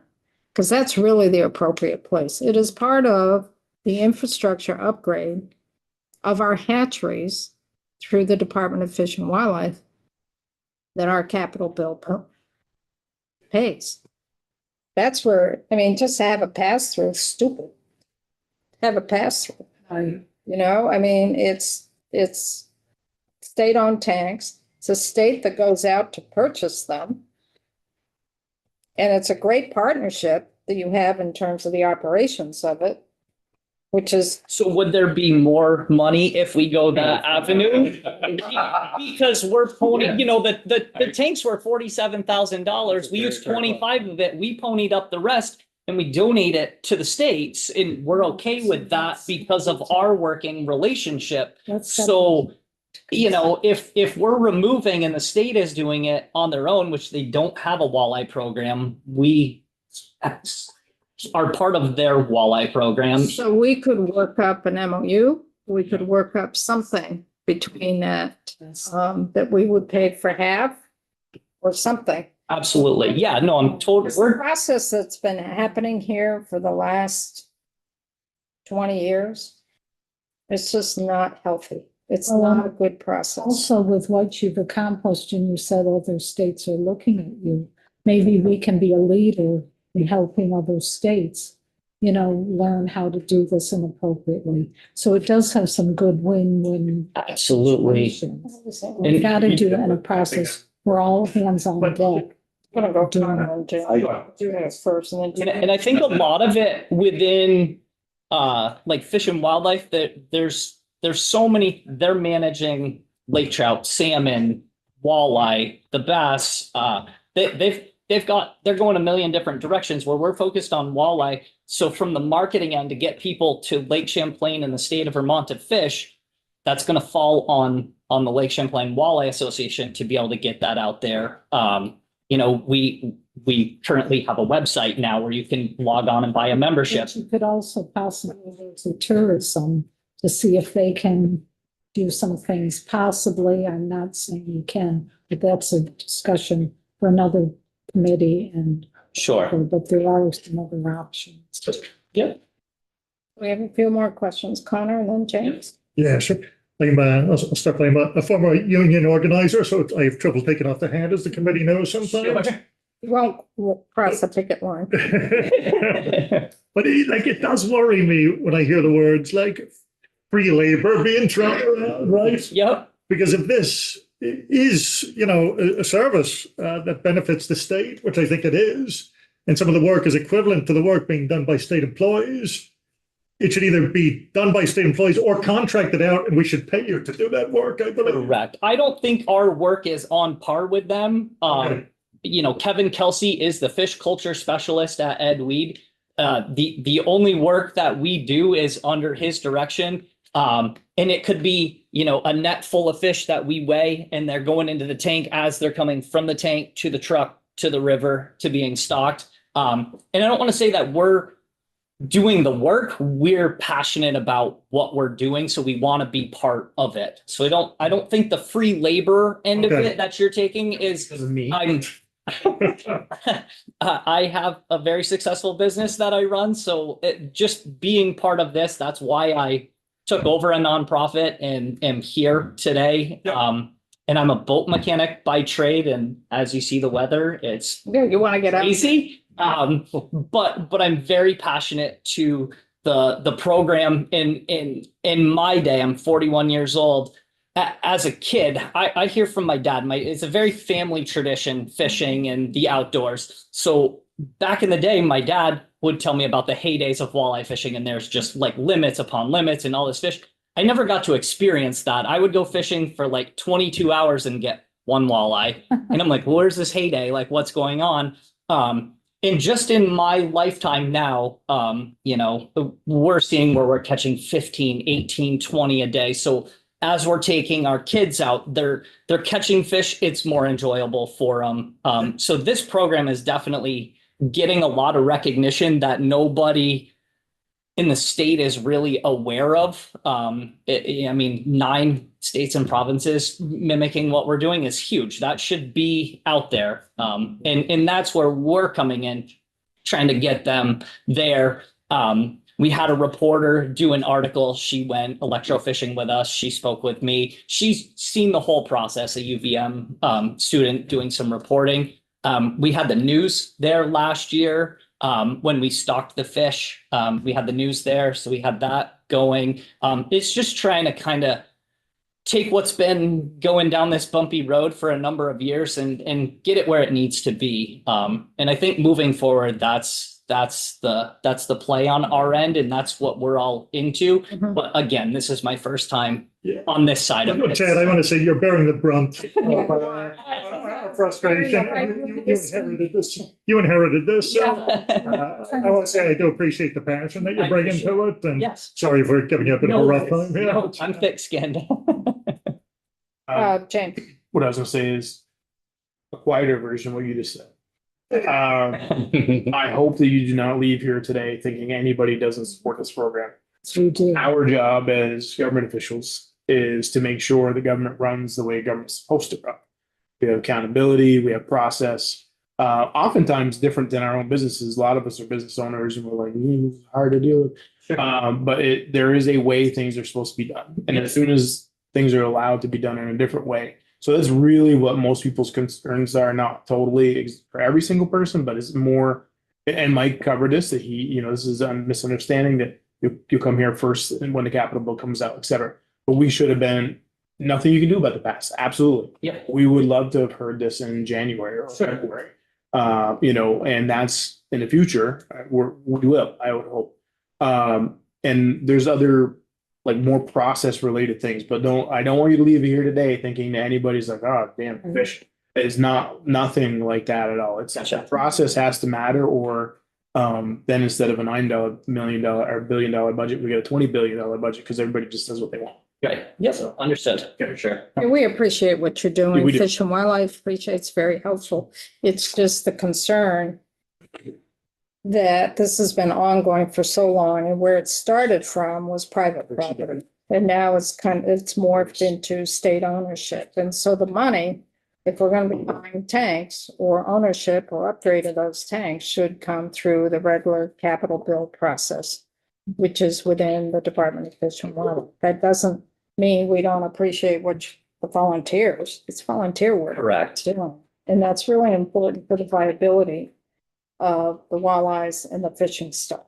You don't want. And I think even back to those early days when we had the ponds, the state still did the electrofishing, got them. It was just where they were raised.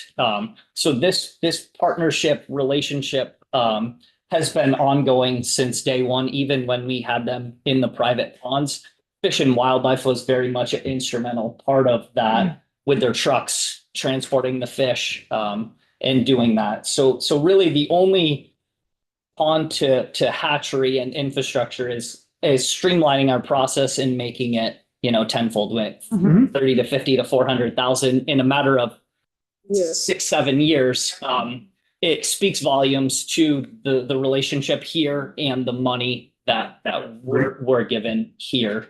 So if we just need to work out the details, we're certainly open to moving forward in a better direction. And so we have a lot of negotiating to do with our counterparts in the Senate. We're not there yet. It won't happen over next week. But we may be looking more, trying to figure out path forward here so it works more within the process that we normally work for capital bill recommends, capital budgeting for that. Any other questions? We appreciate your testimony. Thank you so much. Very helpful. Very helpful. Thank you. Thank you. No, you're coming in. Based on history, and it's really tough, but it's a time to really look at this with fresh eyes. And you've got a couple of volunteers. Will just helped yesterday. And I Nice. and I was going to be there, but I had another legislative meeting, got there with my hip boots, and I couldn't find you folks, so. I can just mention that as well, yes, we're gonna try giving you guys opportunities to come out and visit us as we do that. We're excited to have those chances. We want you guys to come out and see what we're doing. The family fishing. It was fun. Yeah, Family Fishing Festival, I'll plug that 10 times. It's coming up in the second Saturday in June at the Edweed Hatchery. You can see the walleye program there at the same time. Come south to Bend. Come south. Actually. Our banking facility is pushing fish out the door. We're excited. We got kids fishing programs going on. So I've gone there since being a child. Awesome. Many years. So talked to Representative Greer. We're excited to have you out yesterday. So thank you for coming through. I'm sure he provided some levity and some jokes. And you had a good time. Yeah. Thank you. Thank you. for coming in. Thank you.